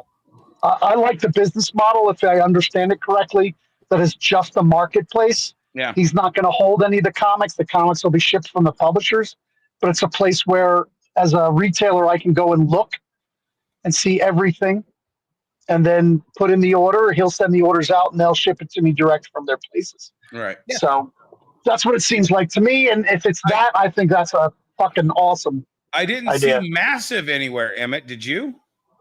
No Massive anywhere. They didn't have a table, but Mike was by themselves. Hold on. So they didn't have a table, but I did talk to Michael. Shout out to Michael. I saw him at the Bad Idea party. We talked for about a half hour or so. He thanked us immensely for being doing what we do, and he was one of the guys I talked a lot about what's going on in the industry, and he had some very interesting takes. And I really think what Michael is doing over at Massive is very impressive over the last 6 months. He's really kind of changed into what we want to see somebody in this industry, make changes, hear the fans out, hear some of the things that, we don't want to happen. And okay, you don't want those to happen. We're going to change it so that doesn't happen again. That's the important thing, listening to the fans. So shout out to Michael. Listen, Sveta's booth, showed a lot of what Massive is doing, because both Sveta and Andrew Tarasov are both on books that are helping Massive immensely. So just the popularity of those two creators was very cool to see. And Michael did talk at a couple of panels, which was interesting. We're going to have him on hopefully soon to come on and talk about post San Diego, what his feelings were after it. So we'll add him to the list. There's so many people. Brian and Fran want to come on. So we're going to have them on. We're going to have Philip come on and talk about what's going on after that, after everything there. I would love to get Greg on from Boom at some point. I don't know what that entails, but I was so impressed by Boom at the con, so I want to have them on. Who else? I mean, there were so many people that brought up the industry show and what we're doing and how great it is to have a platform specifically for the comic book industry. We were, Emmet, were we at the lunar lunch when a guy came up and said, "Great show"? Oh no, it was actually at Lou and Mickey's, the first night. Yeah. And a guy came up, stopped on the outside rail, and went, "Hey guys, great show." And I'm like, "Yeah, it should be." Yeah. And I thought he was talking about San Diego Comic-Con. And Emmett's like, "I think he meant our show." And I was like, "Oh, yeah, shit. He did." Yeah, he totally did. But I just thought he was excited about Comic-Con. It didn't even dawn on me that people were going to stop at the edge and, congratulate us on a great show. And then it was probably a dozen people for me. I don't know if you guys got more, but a dozen people for me saying, "Oh my God, I love the show. Oh, awesome show." Every retailer I meet, I tell them, if you're not watching this show, you're not getting better. I said, because the only reason I'm involved is I learn something every week. Every week that makes my store better, that makes me more money, grows my business. We're just not fucking sitting here blowing smoke and just chit-chat back and forth. We're getting real industry people on. It's crazy. If they're not watching it, they're not doing the best thing for their business. Right. Because this is more than anything else. This is a business show. Yeah. I think when you get retail reality and not this low information, low hanging fruit. No, this is reality. This is how the business works. This is how relationships work. This is how social works. This is how buying, turn rates, sell-throughs work. Handshaking, all this stuff. San Diego, for many retailers, you could go to San Diego, never buy a thing, and come out with more information that you'll make more money at your store. But you got to know how to approach these folks. You got to know when to attend, how to attend. If you go to a lunar meeting and you sit in the very back corner by yourself and it ends and then you walk out, you didn't accomplish anything there. No. Yeah, one thing that we haven't I ran into. Go ahead, Emmett. Go ahead. I ran into a booth. I ran into a booth, and I'm looking at their stuff, and I go, "Oh, this is really cool stuff. Do you guys wholesale?" I always ask, "Do you wholesale?"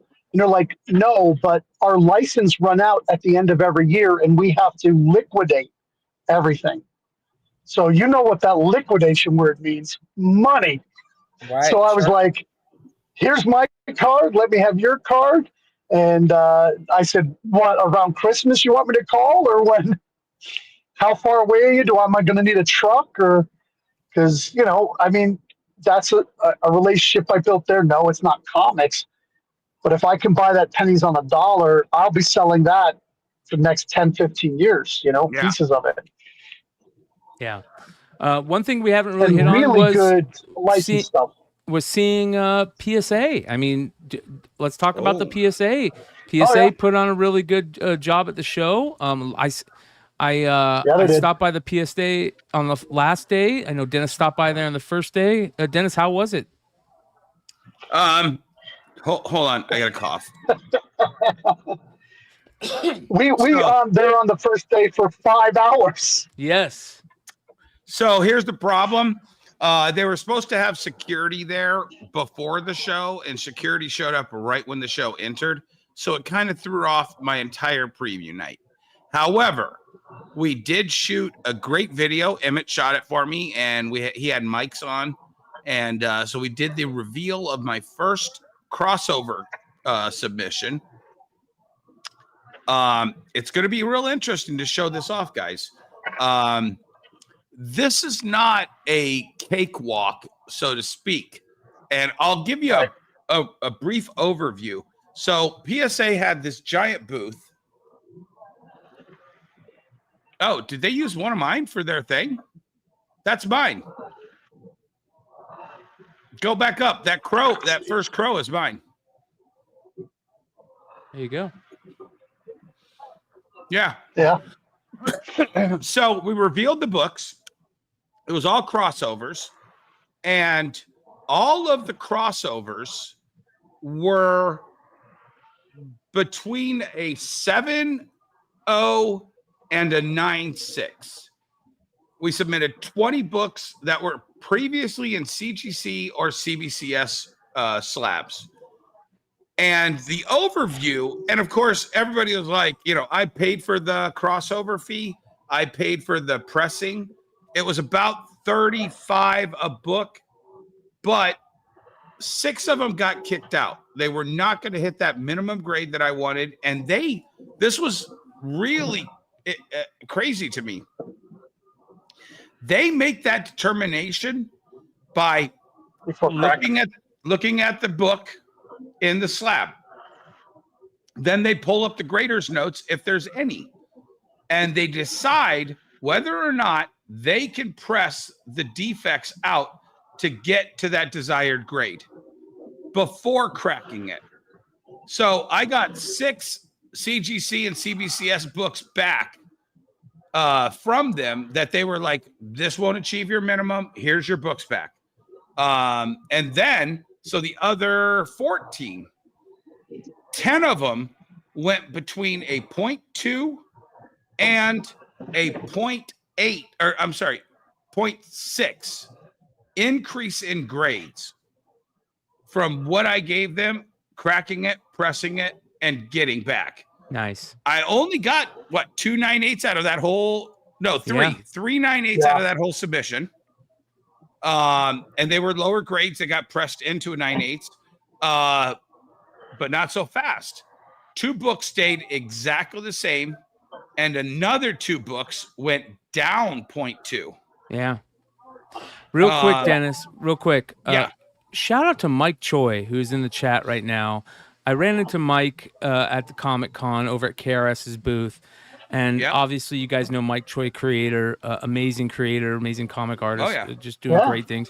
He has one of the best, as of late, creator IG channels to watch. Yeah, he's been doing such a great job. It's great.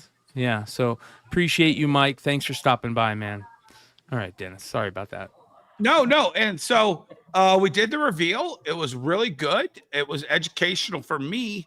I think that is one of the ways PSA is going to break through this hobby, because every single, and I was actually watching Comic Book Investments, and they were talking about this crossovers that they were submitting, and it was 9.6s and 9.4s. I got a 9.0 on that one. They were giving away free slabs when you submitted. So they were also giving away cards. These they had these slabs right here. This right here, they ran out when I went to go submit. They didn't have any more left. These are like a Vibe TCG promo that they were giving out. And then they also gave out these Fantastic Four magazines and cards. I did get one of those. I stopped by Sunday, and I'm glad Jesse is here to hear this. I dropped off the tickets for, it's kind of cool being in San Diego and doing this. I dropped off the Paul Molitor's 3,000th hit ticket and Tony Gwynn's 3,000th hit ticket in San Diego at the con. Brian, let's give a shout out. We lost Ryan Sandberg today. We did. Rest in peace. Yeah, Ryan. No way. Yeah. Holy shit. I know. Oh. So it was really cool to be able to do that. A lot of people I was standing in line with were dropping off, TCG cards and stuff. There was not 1 second, and we popped by the booth probably 2 or 3 times a day, didn't we, Emmet? Yeah.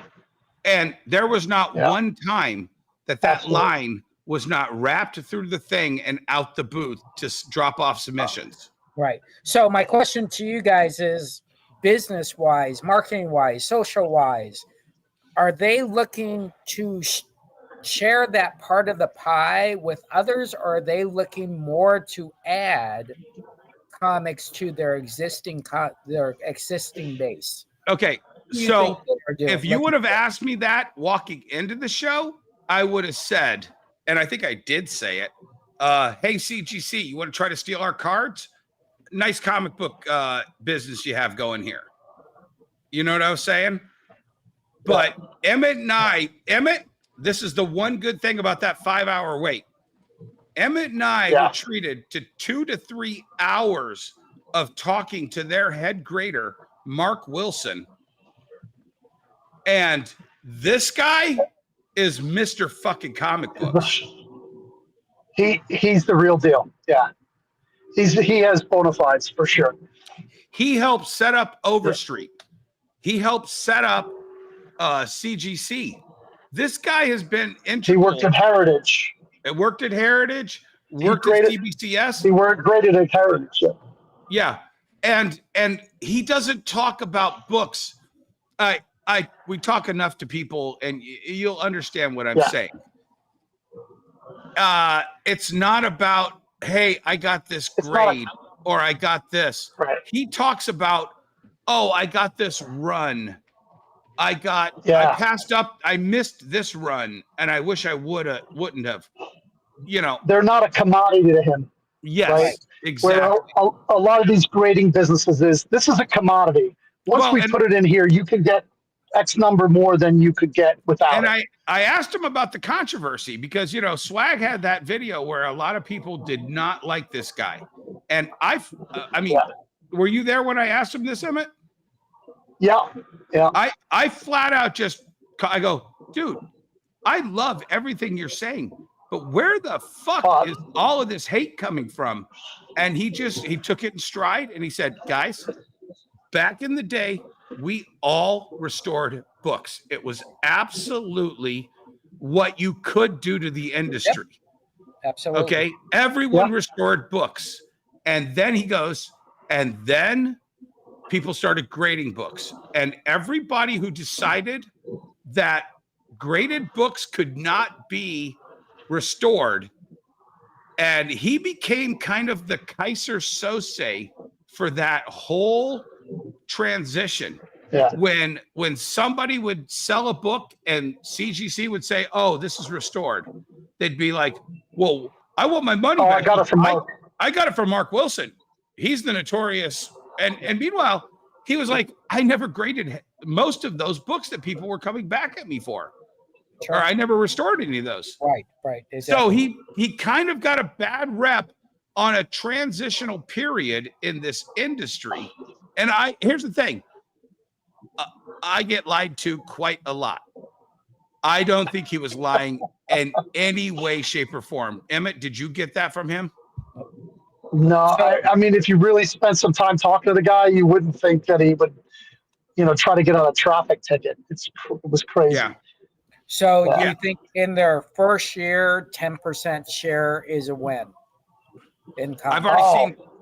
I've seen 2 videos today where the Wolverine one that just came out at 9.8 went for $90 more than the CGC Wolverine one, 9.8. There's a lot of books that people are buying 9.6s. It might be a novelty. I understand that. But the money is already starting to show up for these, Jesse. So 10% is you right now are saying you think they can get 10% share of the marketplace for grading. I think here's the thing, Jesse.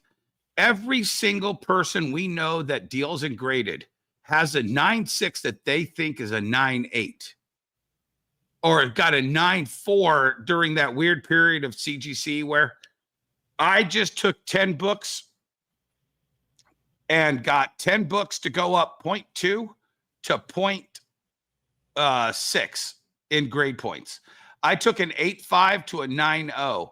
I took a 9.4 to a 9.8 with them. And then on top of that, guys, and I didn't get to say this, Emmet is my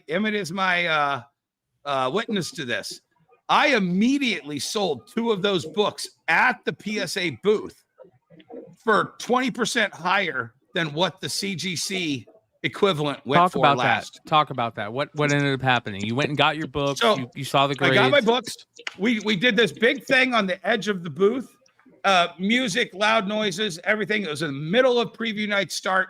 We do the reveal, and I took a 9.4 Teen Titans 44 from a 9.4 to a 9.8. Top dog for the census. And the second we wrapped, somebody was watching the whole reveal. It was like, you selling that Teen Titan 44? I'm like, everything's for sale, brother. I go, what's the CGC go for? And he goes, 370 was the last CGC 9.8. And I said, I'll do it for 400 right now. And he couldn't have whipped out his phone to pay me faster. Yep. That's interesting. So the question is, can they achieve, let's say, this 10%, 15% shares not being at conventions, or do they need conventions the first year to they're get going to really be everywhere? Yeah. Well, they're going to take stuff in even when they're going to a card show. If you bring the comic there, they said they're not going to grade them at the card shows, but they'll take comics in. So they're going to be in so many more towns doing, PSA is already at all these card shows. So this was the best book I think I got back from them. Not the most valuable, but the best book. So I dropped this. This came in that collection. Remember I talked about on the show? Yep. The one with the Walking Dead one and all of the books from this era. So I dropped this off. I think it was $25 plus $10 press fee. So it was like $35 to grade this one. It's the newsstand. And then, Brian, if you can, I don't know if you can zoom in or if it's No. Okay, let me see how fast. Can you read it? Kind of. Electric Tail of Pikachu 9.8. Supplemental Pokemon.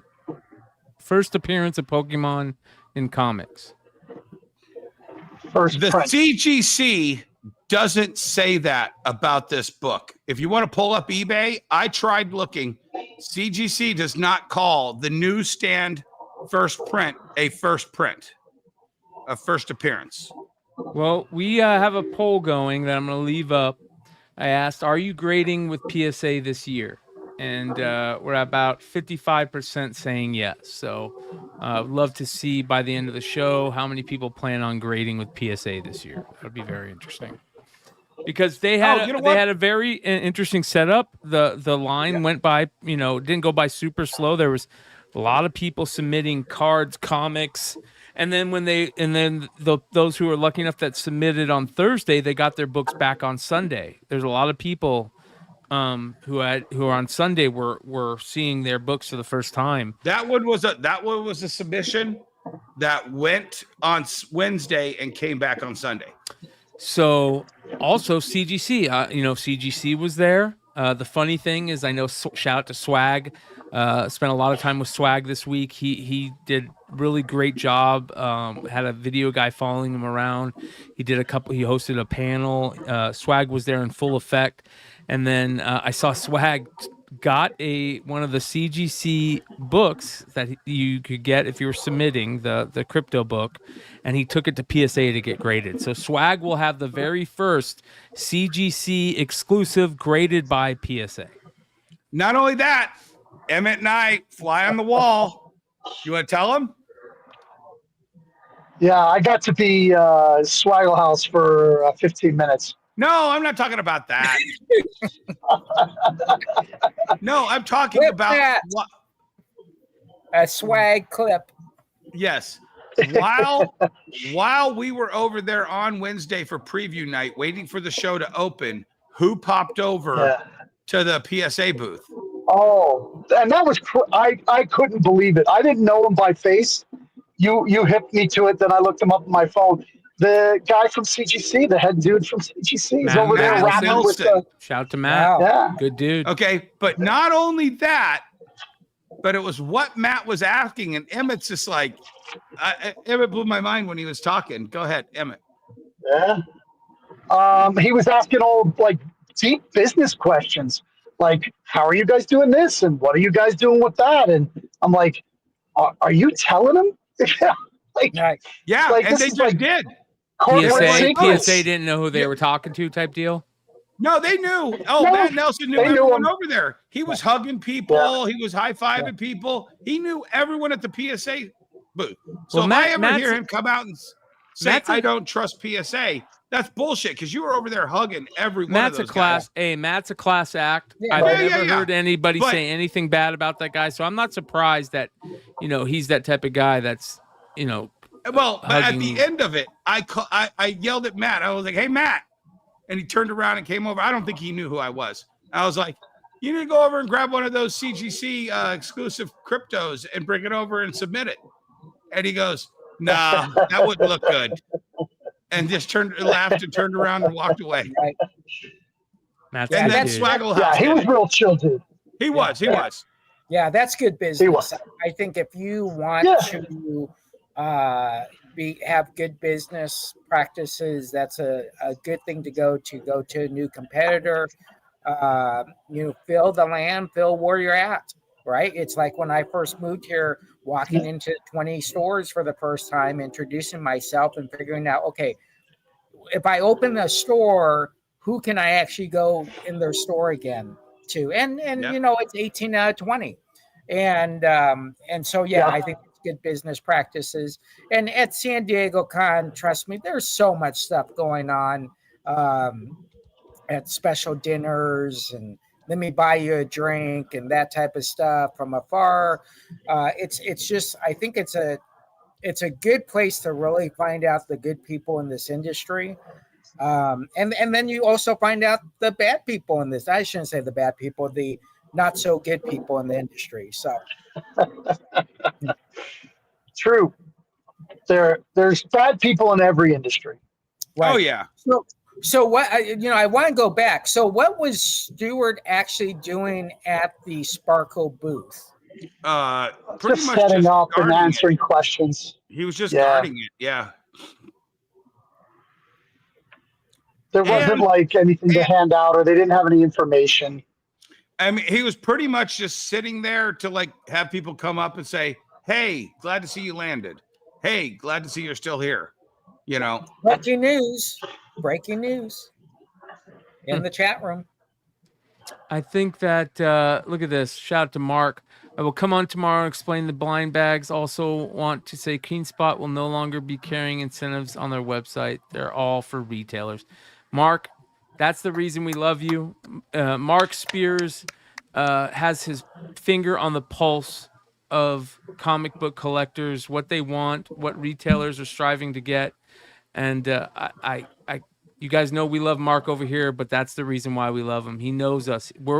Mark Spears is one of us, and that is the truth. So, Mark, I can't wait to talk to you tomorrow, man. I was speaking up because Mark has struggled to get to this place, and he has stayed with KeenSpot when he could have easily probably figured out a way to bypass them at this point.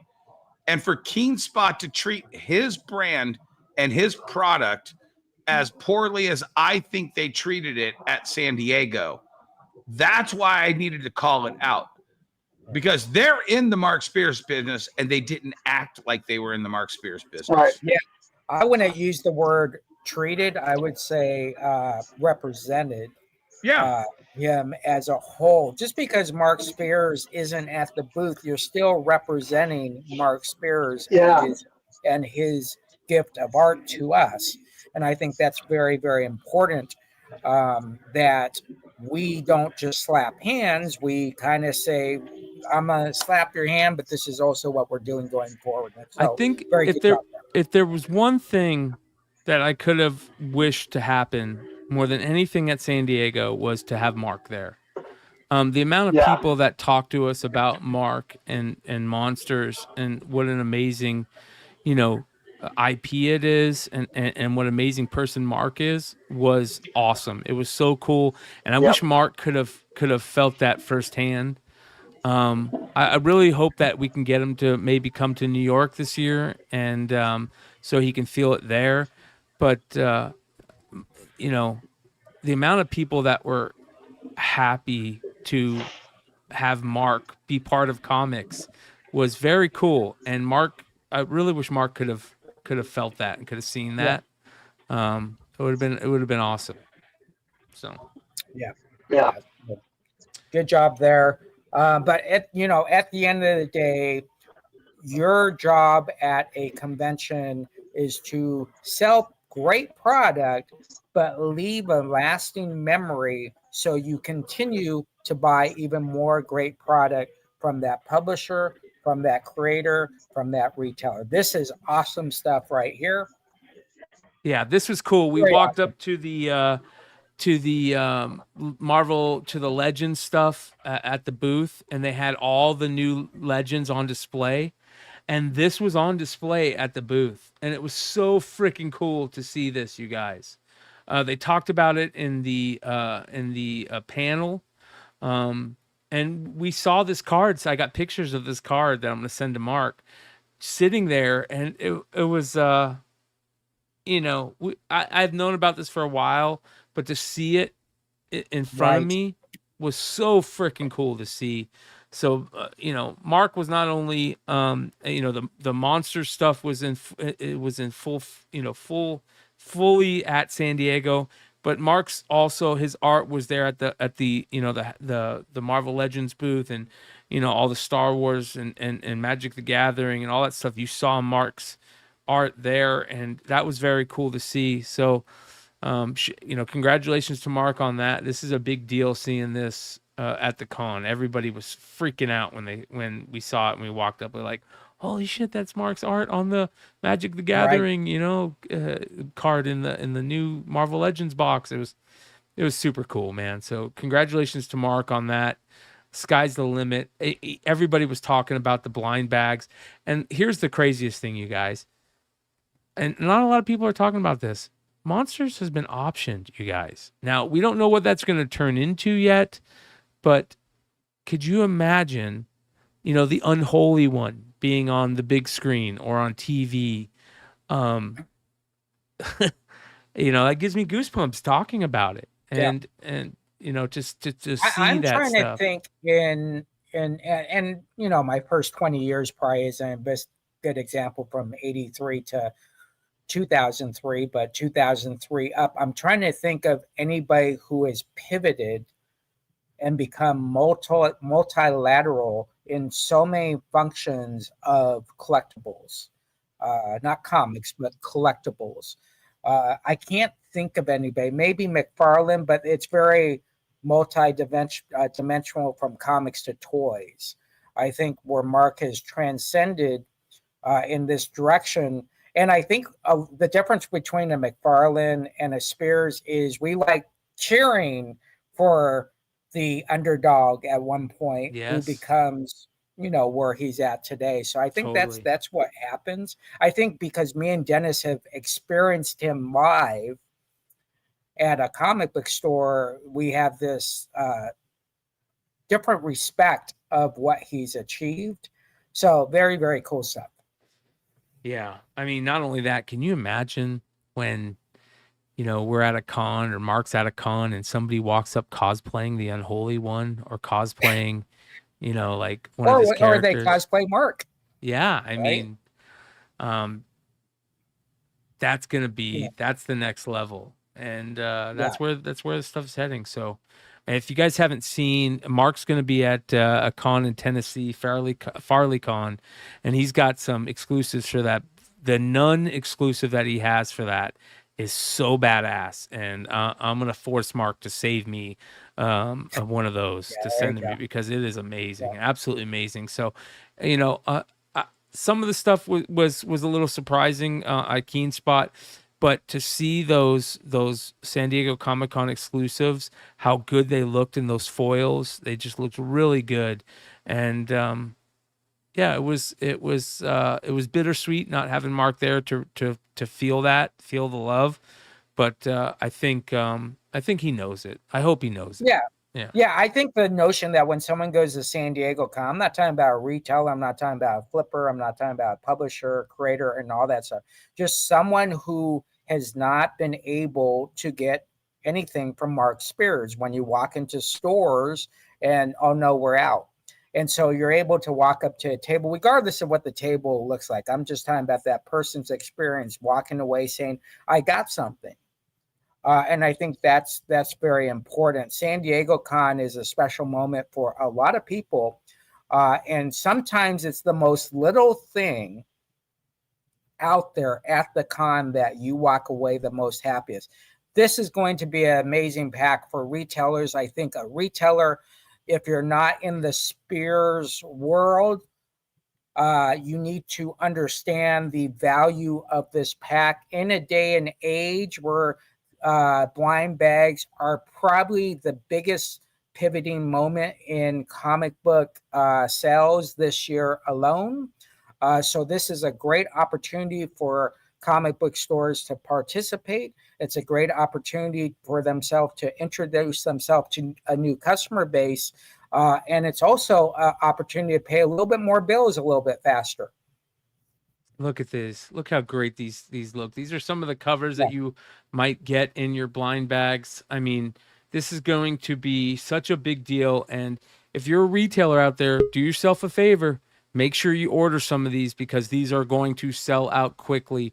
If there was ever something that I was going to put myself on the line for and say this is going to be a hit, no matter what, this is going to stay evergreen. You're going to be able to sell this for a long time. It's these monsters and the monster and the wolf blind bag. It's Right. the sequel, or sorry, the prequel to Monsters, and it's going to be a monster of a item. And make sure they're on FOC till I believe the 1st of September. Not on FOC. They're available to order till the 1st of September, I believe. So make sure you guys go to your comic shop. Tell them you want however many you want. Let them know so they can order them. These are going to be a big deal, and you want to get in on them. There's something special about these. So, big shout out to Heroes Reborn, John Ramirez in the chat. He just dropped a $5 super chat saying Monsters, let's go. Mark Spears Monsters. John's another great co-host on this channel and a great retailer on his own right. He sets up at a lot of cons in New York City, and he's been on the Mark Spears Monsters front for a long time. So if you guys love this series, pick it up. Yeah, and keep in mind, retailers only get about 5, maybe 10 nuggets a year where we don't have to guess. Yes, great point, Jesse. One of them. If this doesn't do 250,000, I'll be shocked. I think it'll do more, but if it doesn't even reach 250, I'll be shocked. You're talking about copies, right? Copies, yeah. Oh, yeah, by far. Listen. Orders. Yeah. Listen. I think 250,000 is probably a low estimate.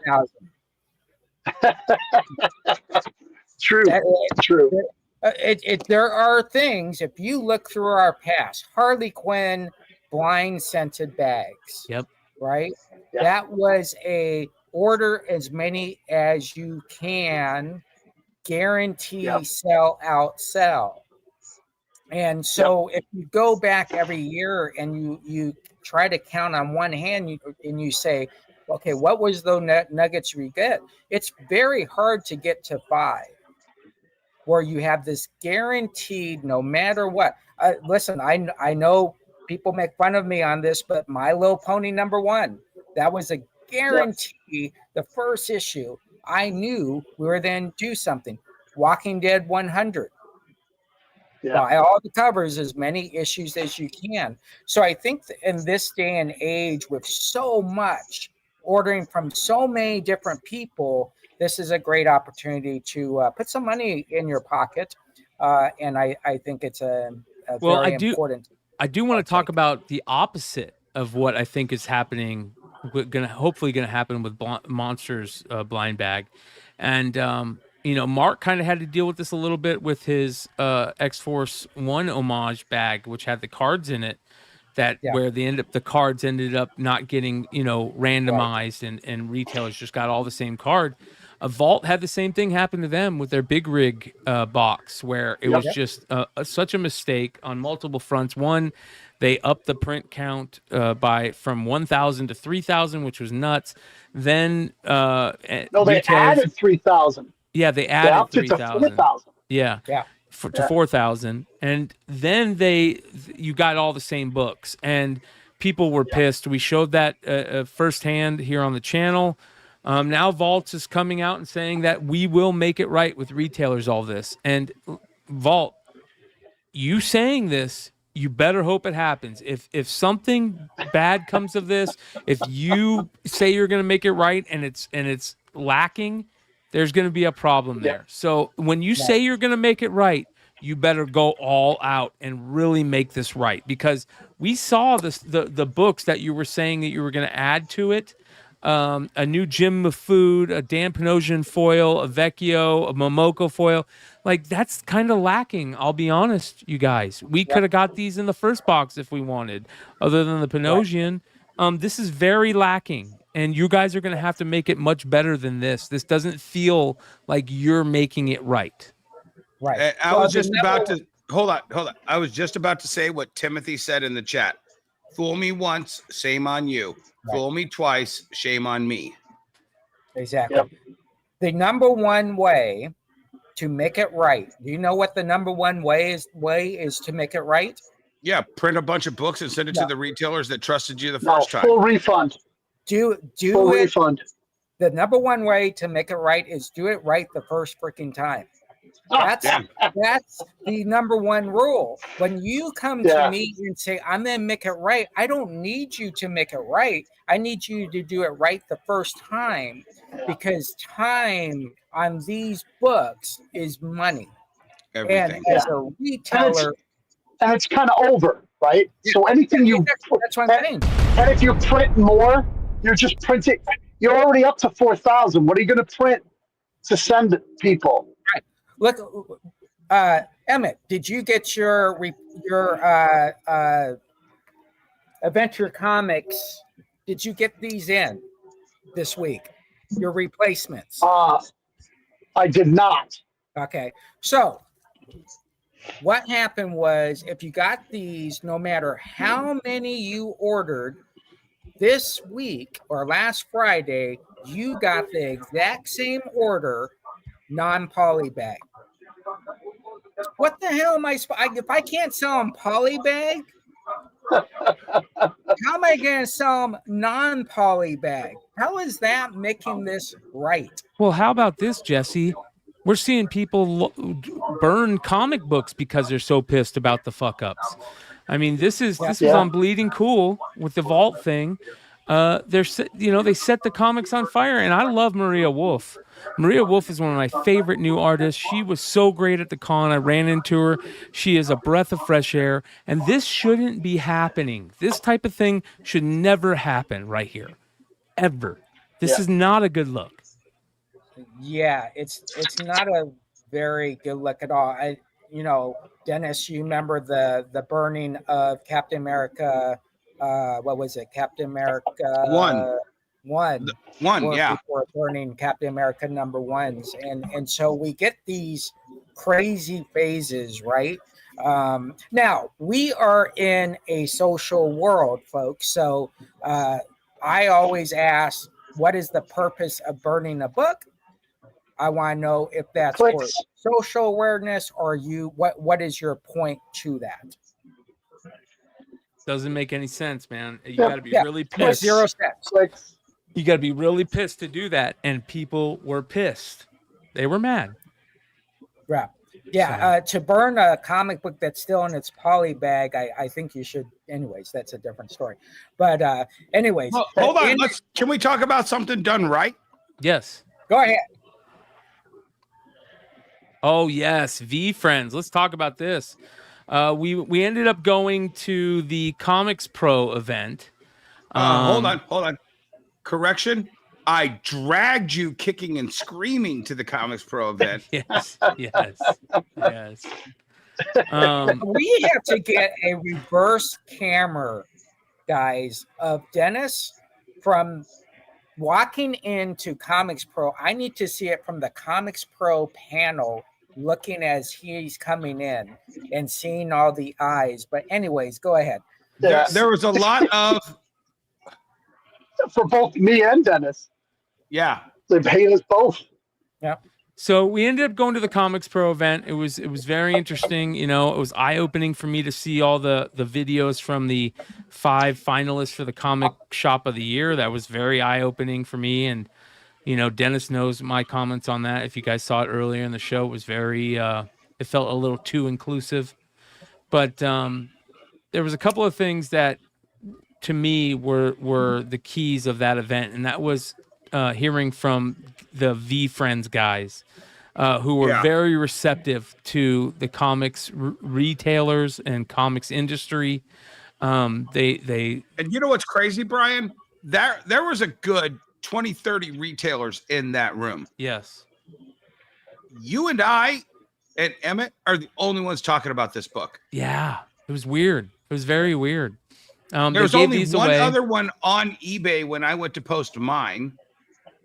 Yeah, a San Diego Would you post yours up at? Is this let's back up here. Is this an issue 4 con exclusive? Yes, this is an issue 4 ash can preview of issue 4, exclusive to 309 units.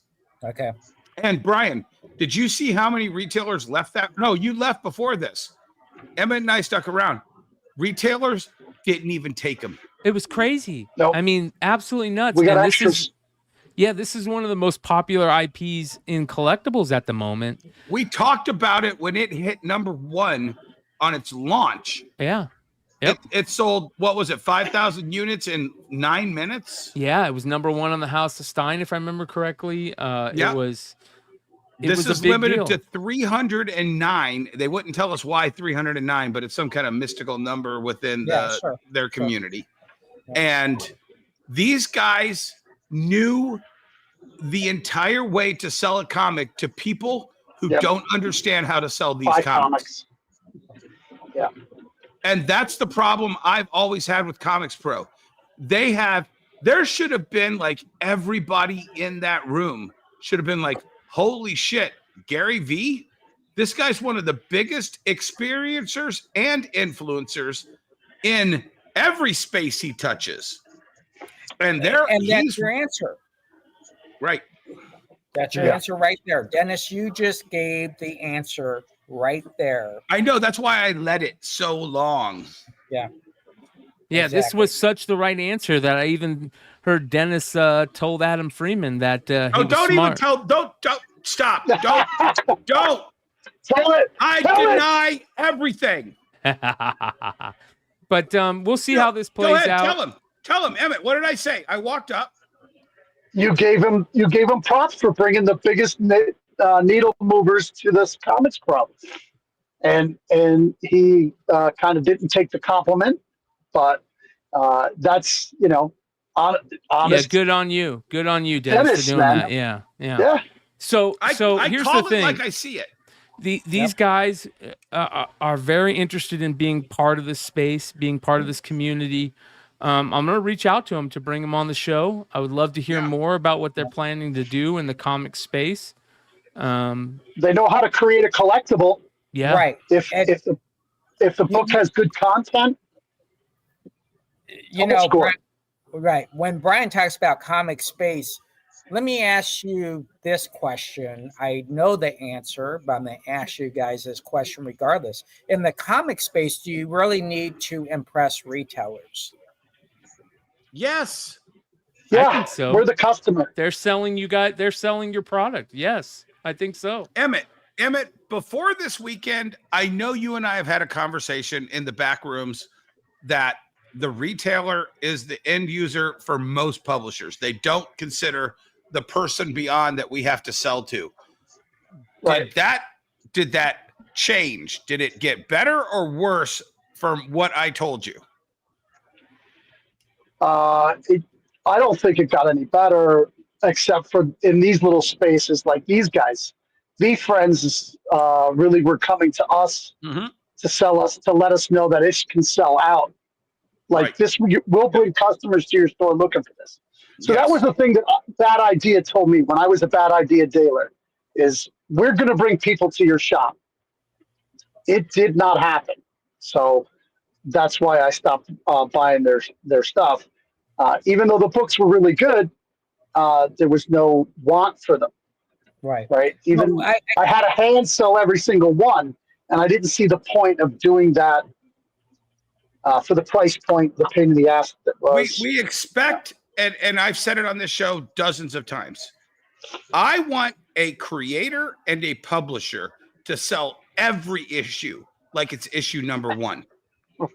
And when I see a creator do that, I share if they're promoting issue 3 as if it were issue 1, I share it and I go, pay attention, everyone. This is how you sell comic books. Yeah, they came with an ash can of number 4 instead of a reprint of number 1. Right. They could have brought in a reprint of number 1 and said, "Oh, this was our number 1. We sold out in 9 minutes. You're going to want this book." They didn't. They said, "This is the book that's coming out. Here's the ash can for it. Yep. It's going to be big." Right. Well, I guess let me back up here. Maybe I didn't ask the question correctly. Does an influencer understand the way retail works? Yes. Or is Gary he, does. or in his, Not all of them. and might not understand the mechanics of the retail. I'll give you 2 examples, and we just talked about both of them back to back. Gary Vaynerchuk knows how retail works. He knows it for wine. He knows it for sports cards. He knows it for comic books. Post Malone, who should know it, trusted Vault with his launch, and they screwed the pooch every which way they can at this point.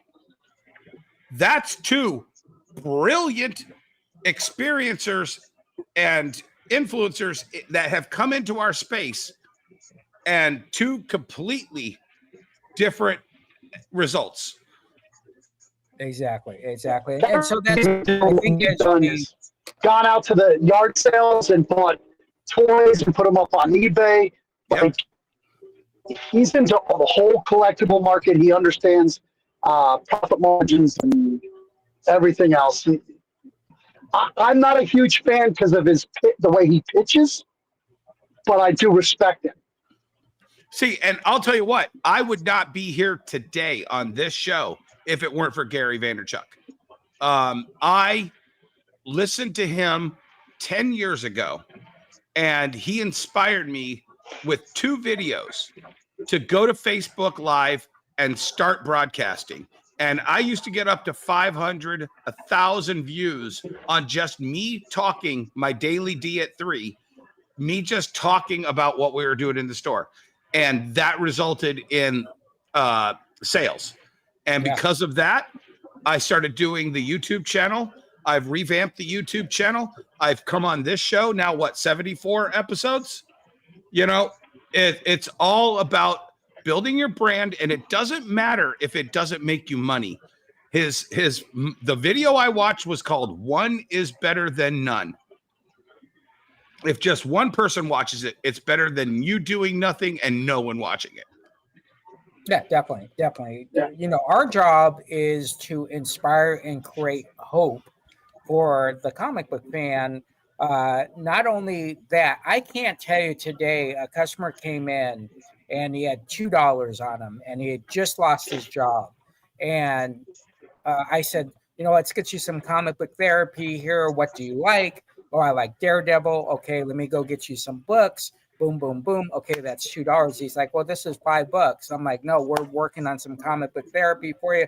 Get out there. And this guy was so excited, right? Because everything had gone wrong. It's not like I gave him a Frank Miller book or anything like that, but it was 5 several books, right? And so every time we see a customer, we don't know how we affect that customer's day, but if we always stay in that positive mode, I think we're doing a good job. And I think that's very, very important. Yeah. So I think having these avenues, I remember Dennis doing it with his big ass camera. I don't know if you still use that big ass camera on your early Facebook days, but that was a big ass camera. But regardless, we've all started when we had nothing with Facebook Live. Yeah. Now look where we are today. Oh, yeah. 4 people across the nation, one on a train. It's amazing. Yeah, it's amazing what we can achieve. By the way, did you get your upgrade, Emmet? I did. It cost me a fucking fortune, but yes, I did. Yeah. Another 2 Gs. Yeah. Wait. So how do you upgrade on a train? You go from a chair to a room, Oh. a bed. Yeah. Yeah. I'm in a private room right now. So did you ship your stuff you bought in San Diego, or you're Nope. bringing it with you? Bringing it with me. They have plenty of storage on the train. Okay. Real quick. And I want to play a game with the audience. And I have what are our likes at, Brian? We are right now 150 viewers and 55 likes.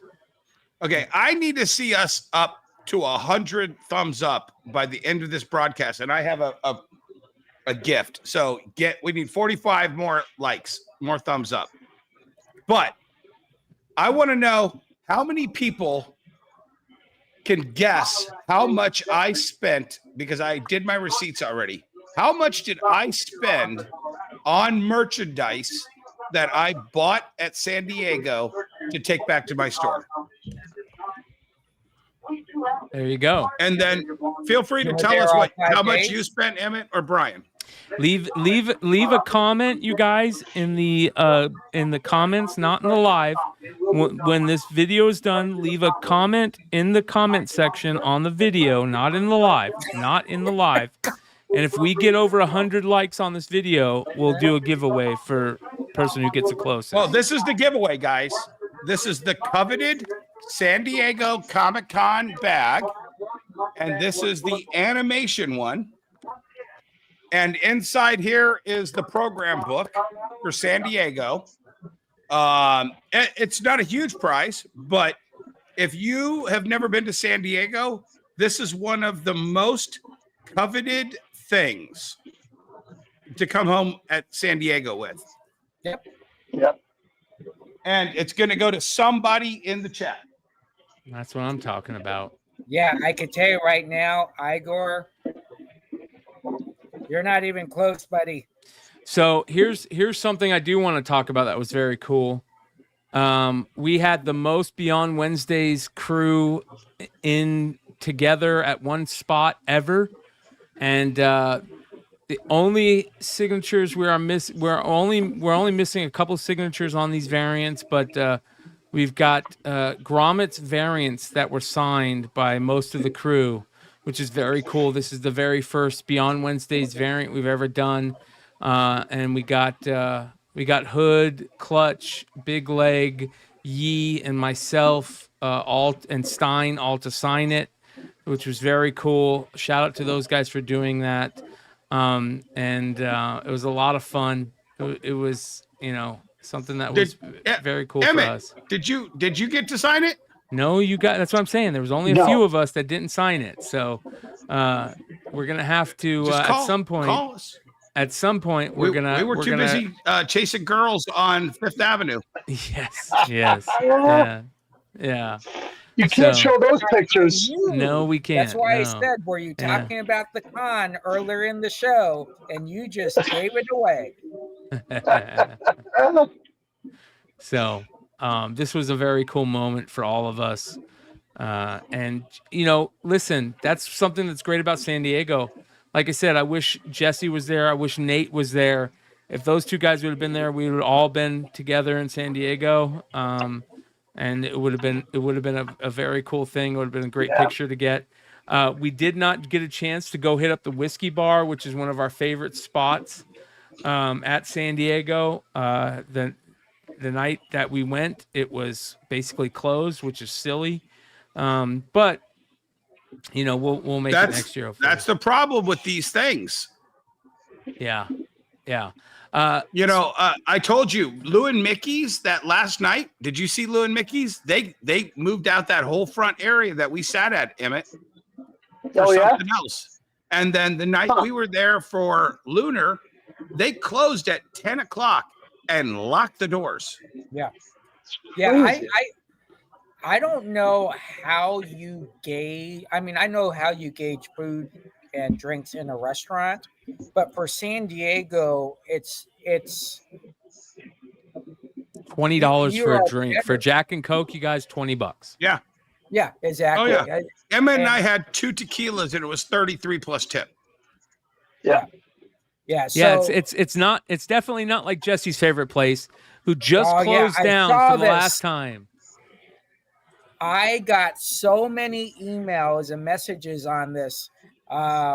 This was my favorite Sizzlers. Shannon would always surprise me. Hey, let's go to Desert Ridge Mall, and then she'd make a left, and bam, we'd be at Sizzlers. We going Sizzler. We going Sizzler. So I was so disappointed in this. If I would have known, I would have chipped in to keep this open. But what actually happened was you moved away, Jesse, and you killed that Sizzler. Yeah, well, who else are we Sizzler's on your head? To? Yeah, there you go. And what sucks is the second I move away, they decide to open up a Buc-ee's about 5 miles from me. So crazy stuff. Yes, I was very disappointed in this. Very bad news on top of not being able to go to San Diego. So I thought that was there's going to be a lot of big things at New York. A lot of things we're going to be dropping in October. So New York should be good. So that's one of the things that I talked to a lot of people about. Listen, you guys, we're going to do our best to try and make it to New York this year. We'll see. Hopefully somebody out there is listening, and we'd love to do a couple panels out there. We'll see if that happens. I would love to do a live show at maybe one of the panels. Maybe we can do an industry panel and have a live show. We're up to 79 likes. Keep going, guys. There we go, you guys. So, if that happens, cross our fingers. Make sure that you guys are out in New York. You stop by and say hello to us. Emmet came up with the best idea for New York, Brian. We're not going to tell anybody yet until we can pull it off. Okay. Then Brian, was that the best idea ever? Yeah. Great idea. Yeah. And then the other idea is we're going to try and make it out to MegaCon hopefully this year as well. So a couple of things have for both New York and for MegaCon, a couple of things have to fall in place in order for all of us to be out there. But if it does happen, I hope to see all you guys that are watching. I can't thank people enough that stopped up by and said hello to us at the booth. Having a Beyond Wednesdays booth at San Diego was so special, and seeing everybody that stopped by and took pictures of it, when they were there was very special. And shout out to everybody that said hello. It was great. It was a lot of fun. And I tell you what was the best thing. The best thing by far was seeing Red Hood and Ben Stein totally geek out over, being recognized.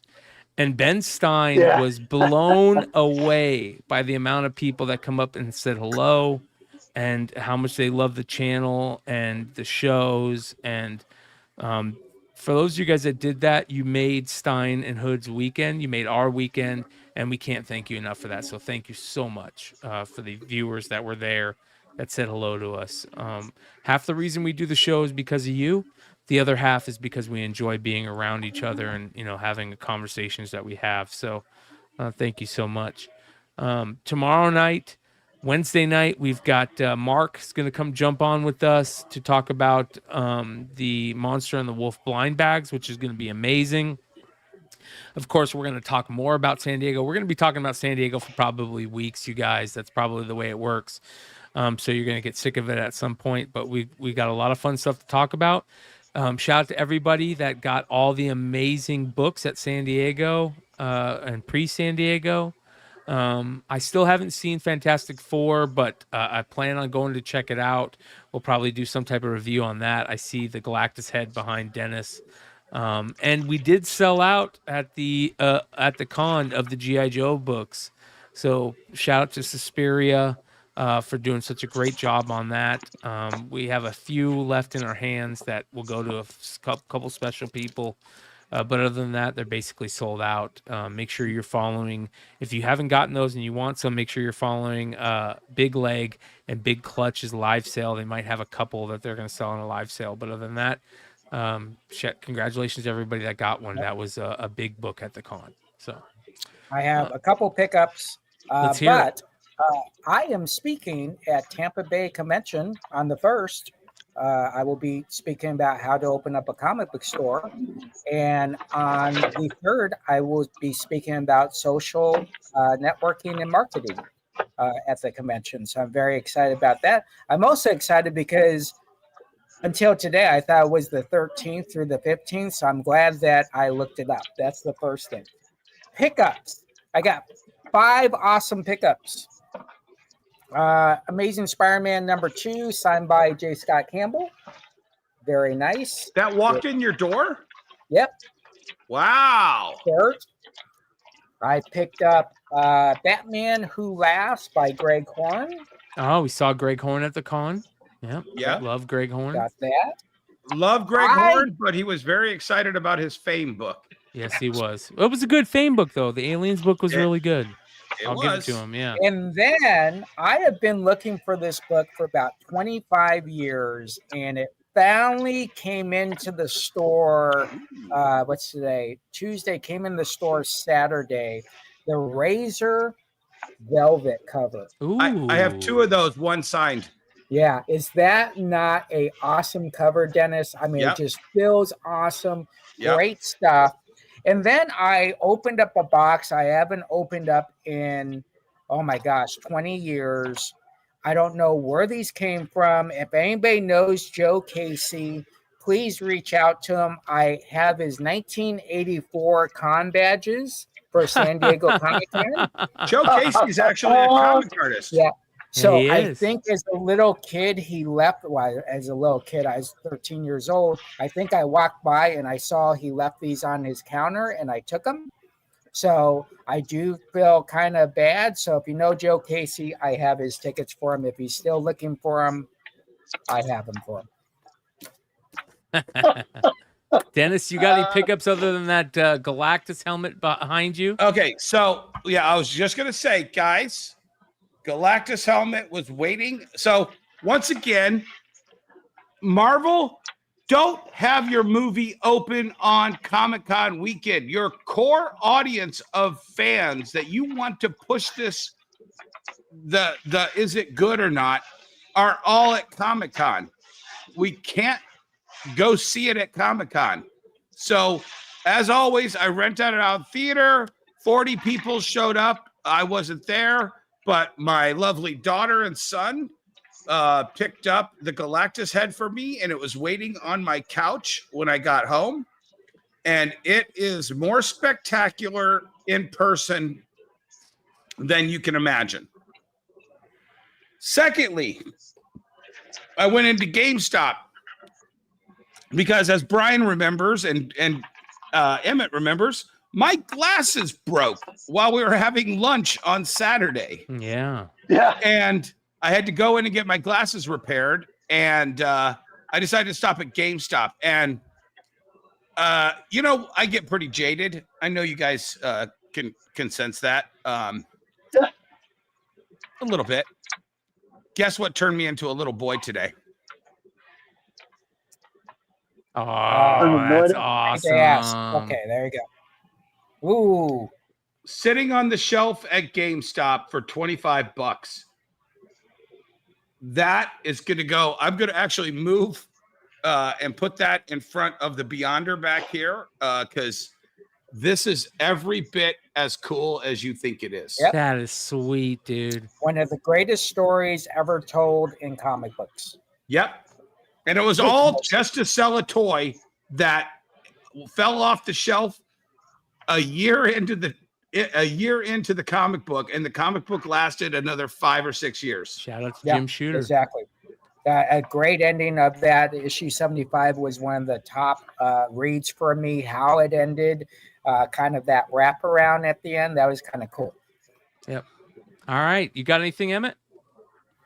I do. I picked up a magazine while I was out there. It's Weird Worlds, but the creature's crawling out of a spaceship. And it may be the first time Space Force was ever used. So I just thought that was cool. And then this was a small company that I found, and two guys that have this comic company. It's called Midnight Factory. And this is like their little anthology. It's not really an anthology. It's like a sampler book. But like the black and whites in it, I really thought were cool with little splashes of red. The art was pretty good. And they're doing some different stuff. So that was the little book that they gave. The Daily Planet, they're giving this out on the preview night. And it came with an Aquaman Shark Week book for Discovery. That's cool. So you see the Shark Week. Yeah. And then the thing I'm actually most excited about from this con is not a comic. It's the Lady Date video games. Oh, yeah. There you go. These are just sample boxes, but it should be out. So huge. Yeah. They said they probably only going to print 5,000 of the first print, and that every print will have a different cover. So it'll be collectible in that. Emmet, when we went over there Yes. and you met the guy that's creating it, and Bryan introduced us. Yeah. Bryan has the best. He could have easily said, "Hey, screw you, comic book guys. I've got to sell this thing. I'm gonna make a ton of money off of it." Yeah. And that is totally not Best deal. Bryan Polito. Right. Best deal in video games. Period. So it's a 50-50 split. Yeah. So you buy it, you can double whatever you buy it for, you can double it. And then I also got a Cold Slither signed CD. That's sick, bro. I bought I don't 4 know of if you can those, see the signatures. but mine are being shipped back. That's great. So that's only a little bit of what I have in my room. The other stuff is down in storage. Okay, so before we end it, you guys, we are almost 3 hours deep on this episode. We're going to have, we really like bringing on new retailers into this game, especially new brick and mortar shops. Shout out to Steven Fuentes, Most Wanted Comics, who was on recently. Love talking to him about his shop and what he's been doing in the community. I ran into 2 owners of a comic shop out in Chicago called Blurred's Underground. And they were an absolute breath of fresh air. We're going to have them on the show soon. If you guys are anywhere in the Chicago area, go check them out. Blurred's Underground. They're doing great things, and they seem like really interested in becoming a big part of the community, the comic book collecting community. They're doing great things in their area, and community is a very big part of what they do. And Mike Davis is one of the guys that I talked to. He was just, like I said, a really breath of fresh air. We're going to be having them on soon. And that being said, I want to say thank you to all of the new, within the last 5 years, brick and mortar shops that are continuing to carry the mantle and that are doing everything they can to become a part of their local community. That is so important. And to be positive influences in young people's lives is even more important. And for all of you LCSs that are out there doing that, thank you, and continue to pull it off, continue to do it, and we'll do our best to spotlight you guys. So that being said, we'll see you guys tomorrow night. Mark's going to join us to talk about Monster and the Wolf blind bags, and of course we'll be talking about all the fun in San Diego. We love you guys. Thank you so much for making this last week amazing. We're out. Adios.